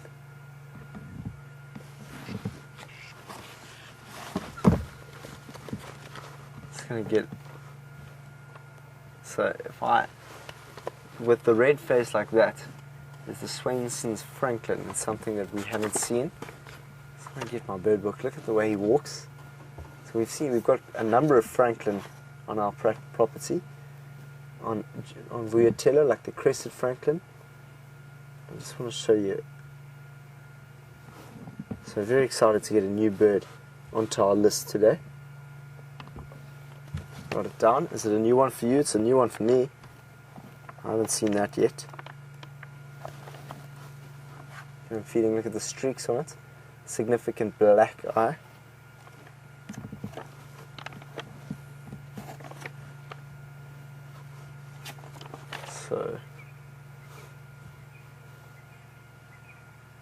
Hold on, just get a close up on that. So we can see it's the Swainson's. You can see it's got streaking on the neck, and it'll have barring on the bottom of its stomach. So that's great. We found a new spur fowl, Swainson's spur fowl. Let's move on. A new bird to our list. So we saw a tawny eagle this morning, which was new, barbet, and now a Swainson's Franklin. Alright, we've been looking around to see if we can find the infamous Nkuhuma. Any tracks. We went to the last position that I last saw her, where she might have left her cubs. I went to go look for any kind of cub tracks or anything like that, and there were nothing to be seen. Look how beautiful it is to be in this drainage line, or this area. You've got that soft light coming in as the evening finishes. Isn't that beautiful?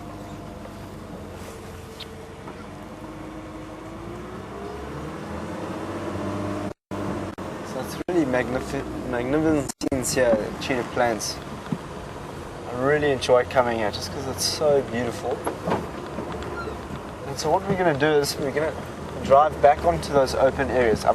We both got a feeling, myself and Dave, have a feeling that if we stay on the plains till sunset, we may very well have the best opportunity of seeing a jackal.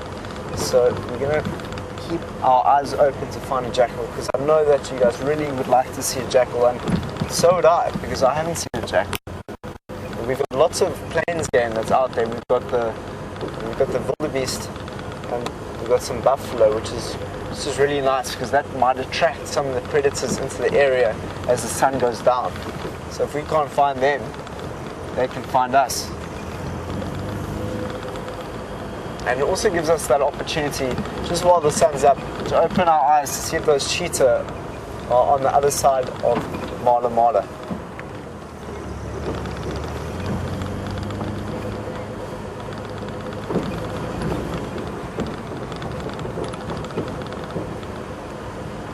So Ashley wants to know, when the buffalo are lying around, on their own, sitting there, why doesn't a lion come and take it, eat it, kill it?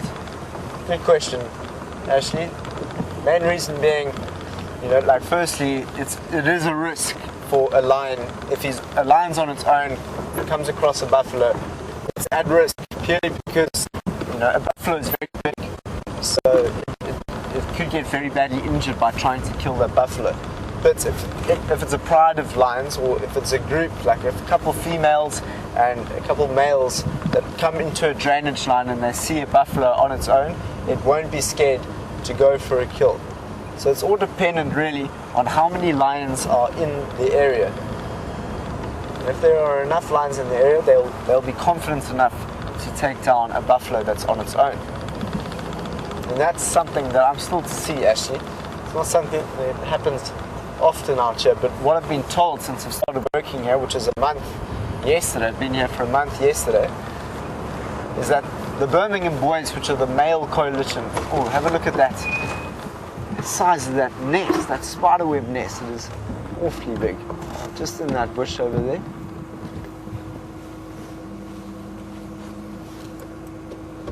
It's incredible. That's the acacia. It's an acacia tree in there. It looks like a flaky thorn acacia with a massive spiderweb nest in there. And then that spiderweb nest is most likely a community nest spider, where they make those thick webs like that. And if we had to go closer, I mean, David's camera has an amazing zoom, so we could potentially see what is on that web that gets caught there. You can just make out some things. It's mostly debris and leaves. You can't see any of the spiders that are on there right now. But can you see how it completely takes over a part of the tree? And those thorns are not small. Those are not small thorns. And I was hoping to see if we could find an acacia thorn later, because if you'll notice with the elephant in front here, it doesn't have a tusk, Doesn't have a tusk. And I feel like Ellie needs a tusk over there. So I might just get one of those thorns and put it glue it into his face and get a tusk going on our friend Elvis the Ellie. Amazing sunsets out here on Cheetah Plains.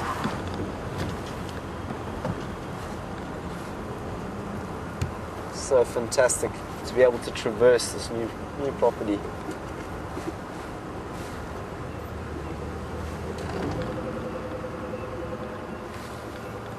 Just give you a few seconds to digest that magnificent sun.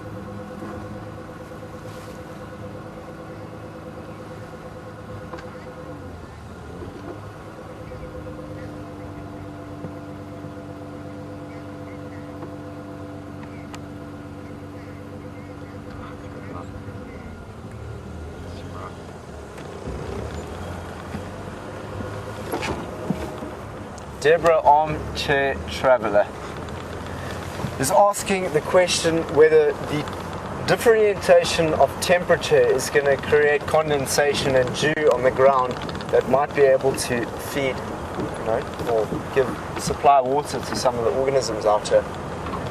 I've never really thought about it, but it makes a lot of sense. I mean, the differentiation between this morning and a couple of hours later was huge, and there is quite a significant amount of dew that comes on the ground. So that must make a difference in the hot environments out here when it gets hot on those winter days. It'll be able to bring some nourishment to the animals that are out here. And just on that topic, have a look here, the buffalo, they're right here. This is awesome.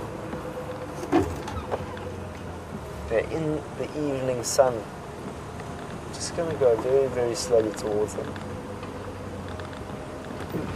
Deborah, I'm going to come back to that comment that you made now. Let's just, for the time being, have a look at these buffaloes that potentially might cross the road, and we can get some excellent visual of them. Just going to make them feel comfortable.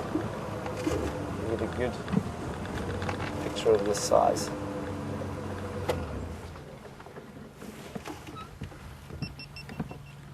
This is quite a large herd. It's not the biggest one that I've seen so far, but it is fairly big.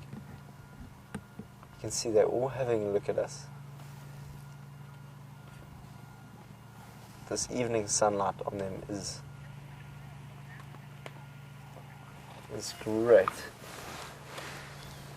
Have a look at those horns. Wow. Those are huge.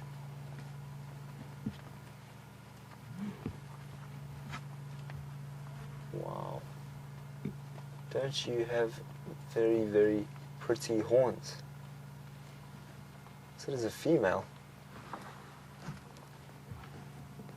You can quite clearly see that is a female. You can see at the bottom there the udder, and the boss is not thick on top. So to see a female like this is quite rare. She's large. She must be quite a dominant member. You can see she's actually leading the group. Yeah. That's very cool to see that. So that horn might make quite a big difference in this group here. The one to the right of that female is a male, so you can quite clearly see the difference now between the male and the female boss. That male boss is much thicker, bigger than the other one.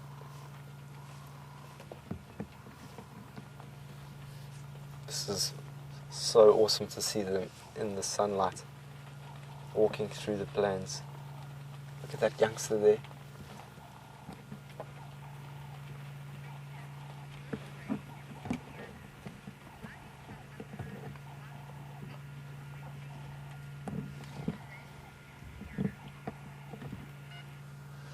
Desiree from Indiana is asking, why do some of the buffaloes have white spots on their faces?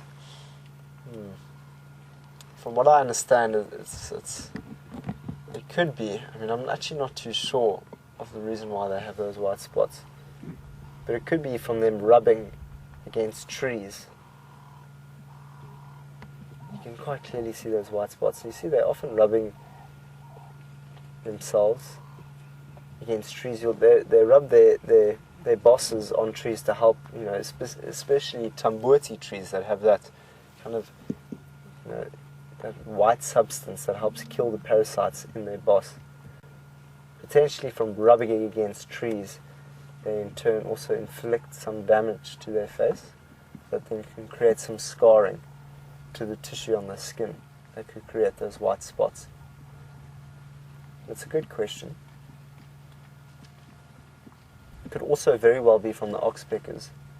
The oxpeckers, maybe there's a big build-up of ticks that go to that area that the oxpeckers will constantly come and pick in that area. And that could be a damage from the amount of oxpeckers coming to that area. It's a very good question.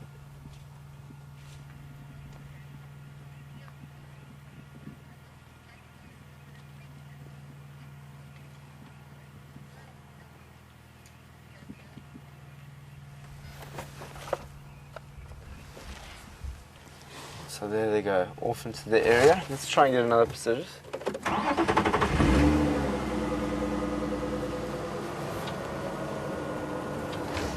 So Leopold's asking, I wonder if between the buffalo and the oxpecker, if there's some sort of affection, you know, because there's so much interaction between both the buffalo and the oxpecker. They have spend a lot of time. But you know, and you're asking if it might be just business. No, Leopold, I think it might be just business, you know.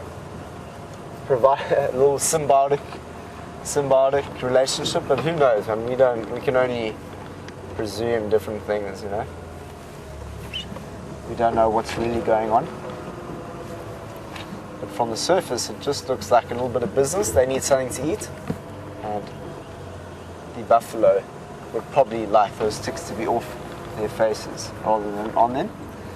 So we're going to say goodbye to those buffalo for now. That was awesome to watch that in the afternoon sunlight. Let's go back to those big open areas. How beautiful is this, eh? This is incredible. With the different colors in the background. And the soft light. This was my mom's favorite light. She loved this light. It's so nice and soft. And this light on a mountain is my favorite colors. Incredible colors that you get. The wildebeest are still very much in that open area there. Good afternoon. Good afternoon, good afternoon. Or good evening, rather. Still grazing the short grass, are we?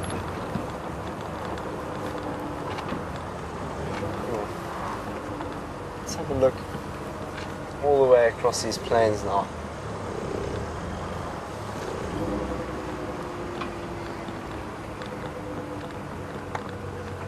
So Donna's asking, are some of the ones there actually guarding the herd? So the big male that we saw a bit earlier, who was sitting with earlier, will protect this herd. You know, if there was any other if there were any other wildebeest that came into this area, they will, you know, defend this. There's the big male. So you can see him just sitting down on the other end of this road, and he'll be protecting his harem of females. But they will, if they want to move off, they will move off, you know. He doesn't follow them when they move off his territory. So he tries to keep them here. If another male tries to come onto his land, he's going to have a little bit of a scuffle with them.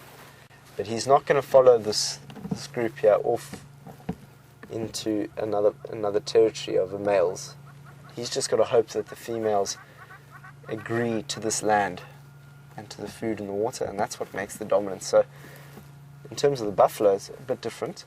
So the buffaloes will move together in the big herds, and you have what you call pathfinders within the big large herd of buffaloes that will determine the direction in which they go. And they also have a number of males that will follow on the perimeters, on the outskirts of the big herd as it moves. It's fascinating to learn how the large herd of buffalo move. I was reading up on it a couple nights ago. Of course, every single herd has its own complex interaction, so no herd will be the same. Have a look at this hornbill as it flies past. There we go, just go onto the screen. There goes the hornbill. probably going to go land up in that tree.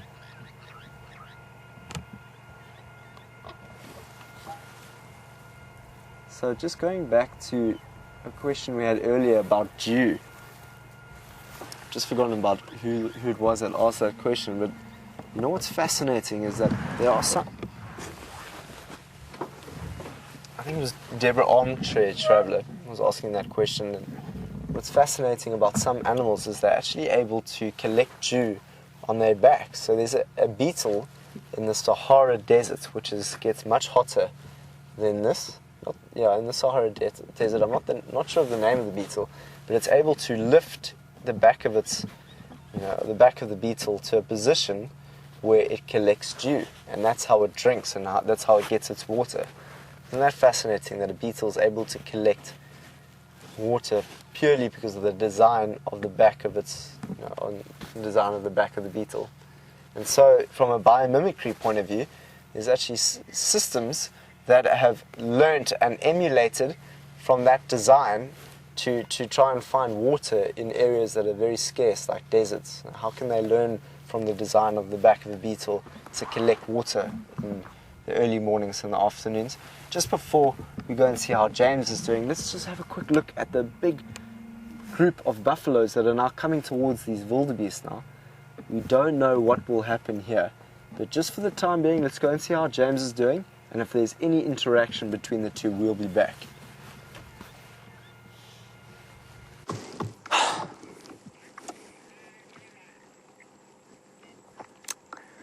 Everybody, there are some days when one wants to punch oneself in the face. There was the most incredible shot of an African hawk eagle sitting exactly where Gendre is now, facing his camera. Unfortunately, I was not concentrating sufficiently, stopped too late, and it flew off as you came live. I then punched the steering wheel in a fit of temper and hurt my little handy, which is now very sore.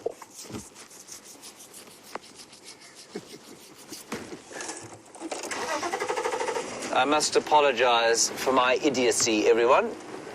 I'm sorry. We went to the hyena den. There are no hyenas there, plenty of tracks. So I think let's quickly go back to the lions. We're going to be with a school, again, from 5:20. I'm not sure what the time is now. It's about 10 minutes' time. So we'll head back towards those lions, see if they do anything. I'm going to sneeze, I warn you. No, I'm not. It's gone. It seems to be passing. I think it's coming up through my eyes, actually, as I can no longer see anything out of my left eye. Right, there we go. I think I'm okay now. There's a lot of dust in the air at the moment. Goodness knows what it's going to be like come November time. The sinuses will be in a state they'll be in. All right, let's see if we can find something interesting along here.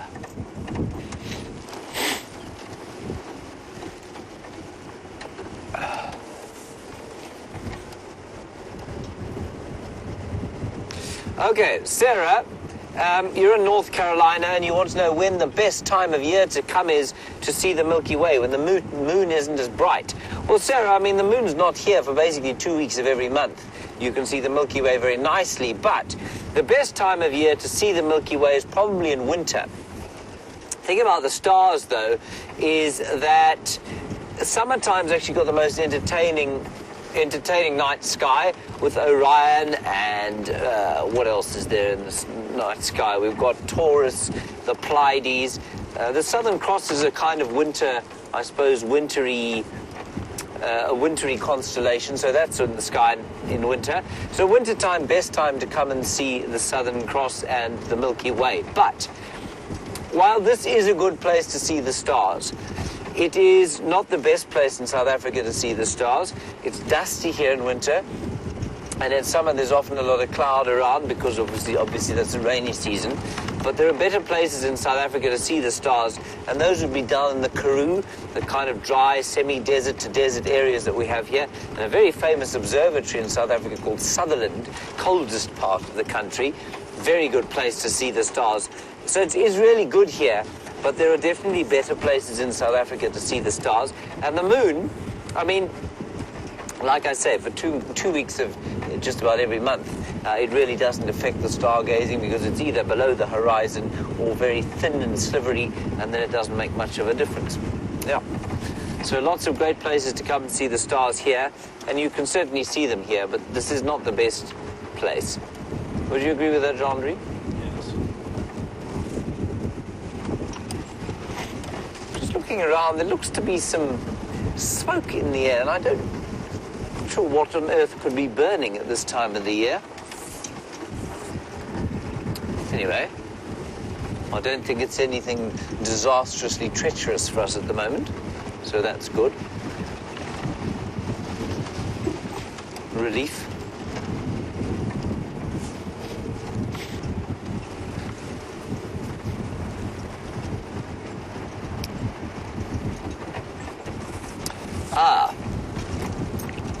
Now, we've just about seen the last of the migrating birds go overseas. We saw the massing violet-backed starlings, much more attractively called the plum-coloured starlings. We saw them massing yesterday evening. I saw them 3 days before that, and I think that they are the final migrating birds from here. Certainly some of them. And Heidi, you're in Switzerland and wondering whether global warming is affecting the migrating birds. So let's just examine why it is that birds do migrate. Birds migrate, obviously, to get to places where they're normally insect eaters, or, in fact, they're almost exclusively insect or meat eaters. They migrate to areas of summer where there are insects, and they move because of the amount of food that is available. Now, oh, there's a monkey, Rondry. See, a number of monkeys. Let's just ease into position here. Just over to the right-hand side there. You might see quite a nice view of them there. Say when, Jean-Marie. Yeah. Does that work for you? So while we look at the monkeys, Heidi, I think that what global warming will do to the food supply of various animals is quite possibly where it affects water. So the insect populations will probably last longer than they do normally, and so migrating will be delayed, whereas in some areas it's going to get drier and insect populations will not last as long, and so the migration might be earlier. So I think that's how basically it will affect migrating populations of birds. Ooh, very nice. Samuel seems to be on fire there on Cheetah Plains. He doesn't have a cheetah for you, but he has got a male lion. Go ahead.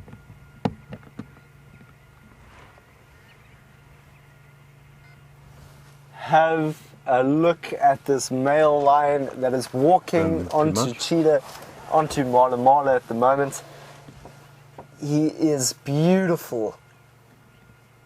I just took out my binoculars and I said, we're going to watch the sunset and I'm just going to search the plains to see if I can see anything moving. And next thing I know, I just see the most magnificent male lion walk into my binoculars.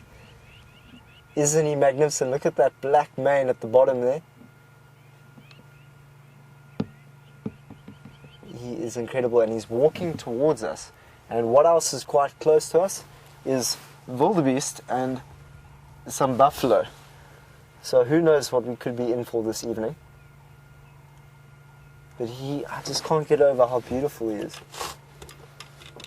You can see a Senegal lapwing, which is a new bird, just behind him there. Well, actually, no, those are crowned. Those are crowned lapwings. But look as he walks through the plains. What a magnificent sight. We have the luxury now to just sit and enjoy his stride over the plains. As he looks over into the sunset, he's looking straight into that sunset. what's interesting is that he's on his own. I can't tell if he's one of the Birmingham boys. It's both myself and Dave here, so we're both fairly new. So from this distance, I can't actually tell if he's a Birmingham boy. I don't remember a Birmingham boy having such a dark mane as this, but it could very well be one of them.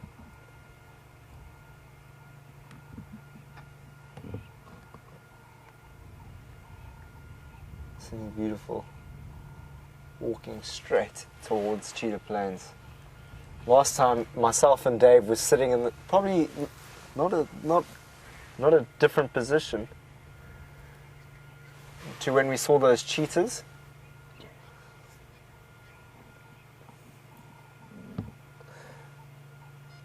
Welcome to the Independent Middle School and Mrs. Friedman. You've just tuned in to the sighting of this male lion that is heading across towards us at the moment.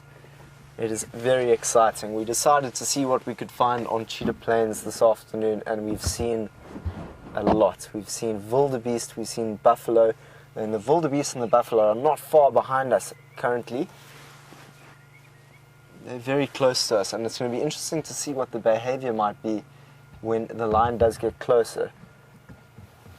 But what's incredible is that this camera zoom, I don't know, I can't see it with I can't see the lion at the moment. Oh yes, I can. He's actually walking straight for our vehicle. But the camera zoom is incredible because we can literally pick up all the features of that lion.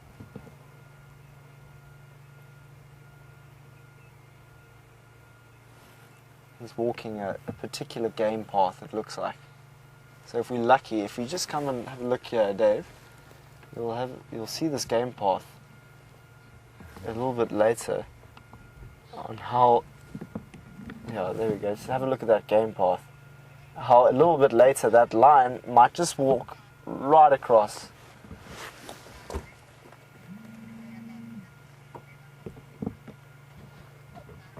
Lineman would like to know, how fast is the male lion? The male lion can get up to about 50 kilometers per an hour.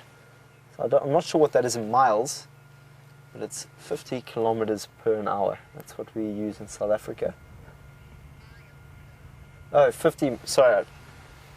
So it's 81 kilometers per an hour, and it's 50 miles per an hour. So miles is correct, 50 miles and 81 kilometers per an hour.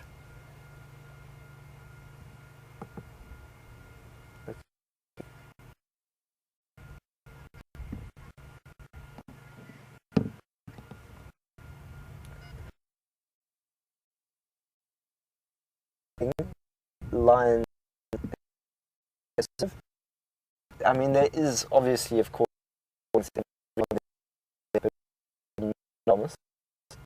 They are human. They are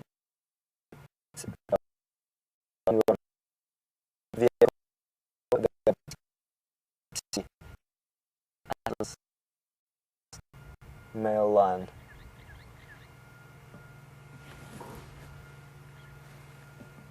So now he's still in Mala.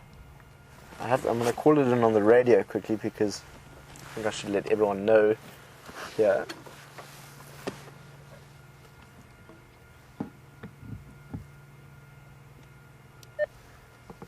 Stations on Cheetah Plains. There is a male lion just about to cross the Mala border, the southern border.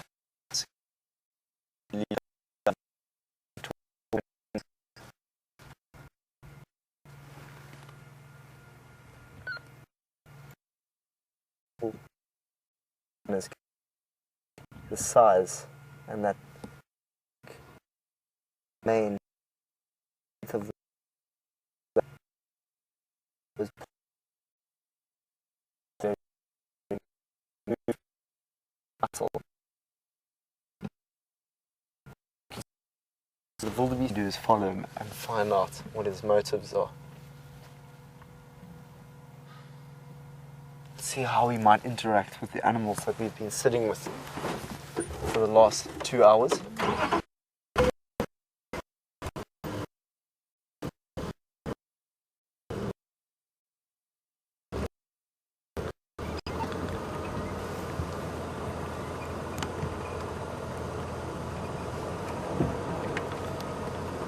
Any stations? Do you copy? So I'm just going to get hold of someone on the radio to see if I can get hold of anyone on Cheetah Plains. I've tried both channels. I'm going to try one more. Have a look at the wildebeest there. They can quite clearly notice the lion that is over here now.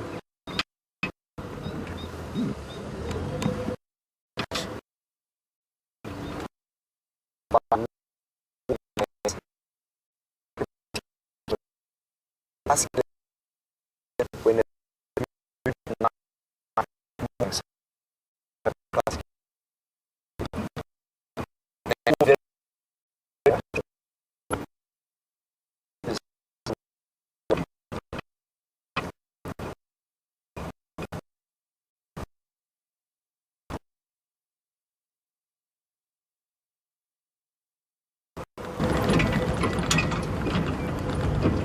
can see quite clearly now as the male lion moves across this area. With the wildebeest in the background there. I'm going to keep quiet so you can hear the sound of their alarm calls.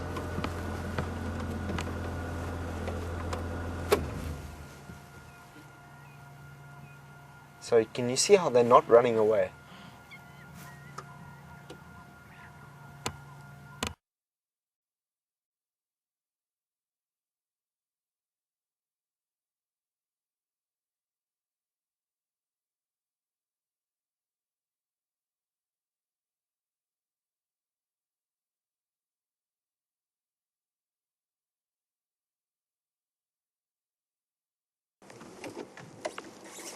Let's keep following him.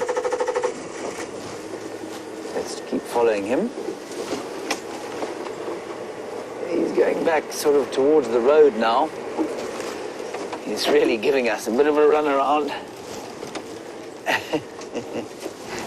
Oh, let's not lose him. David, you want to know what the lion's main diet is as we drive through here? David, a lion's main diet is probably largely antelope like the impala. The impala is the most common antelope that we get out here. I guess a bit like some of the deer that you get over there. But they also, some prides, big lions like this, like to eat buffalo. Hey, hold on everyone, bit of a noise. They like to eat buffalo, which are very large, sort of cow-like animals here, a bit like your bison, I suppose. We're going back towards the road now, and I think that's where he's going to go. But I can't get through this very thick stuff. And so that's what they'll eat. And in some areas, they specialize in different things. So, Dave, in some areas, they will eat things like... Oh, there he is. Some areas, they'll eat giraffe. They'll specialize in eating giraffe. There he is. And you see the blood-red sky above him. Isn't that lovely?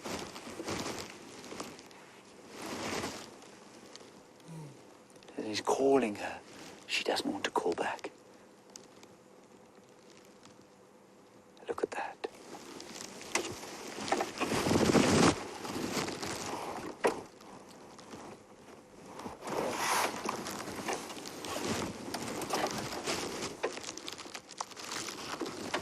Oh, that's a beautiful picture, everybody. Look at him. He's going up onto a termite mound. Listen to him moving.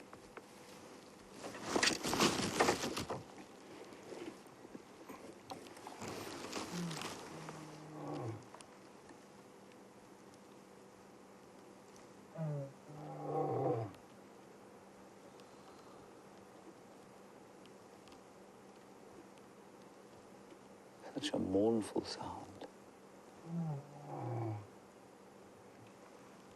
That's not a full roar, everyone. If he makes a full roar, it will chill your blood.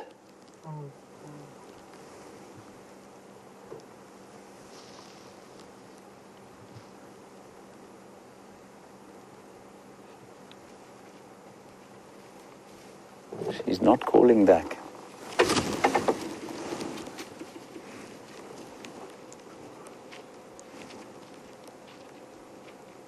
Oh, what a picture that is.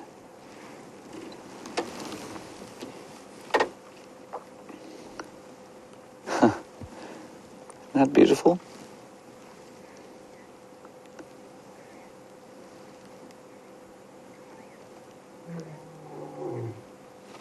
starting to call a bit louder. Chris, you're wondering whether people ever eat lions. It has been, people do sometimes eat lions, but only if they're very hungry. Here we go, he's going to roar now.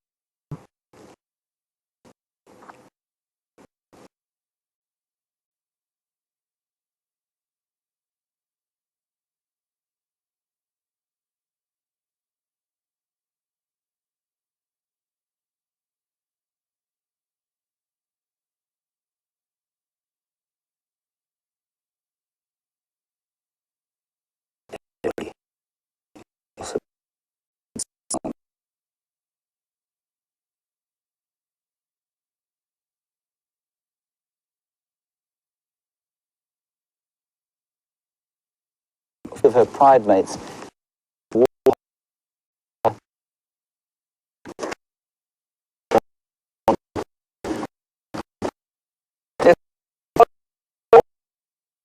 Even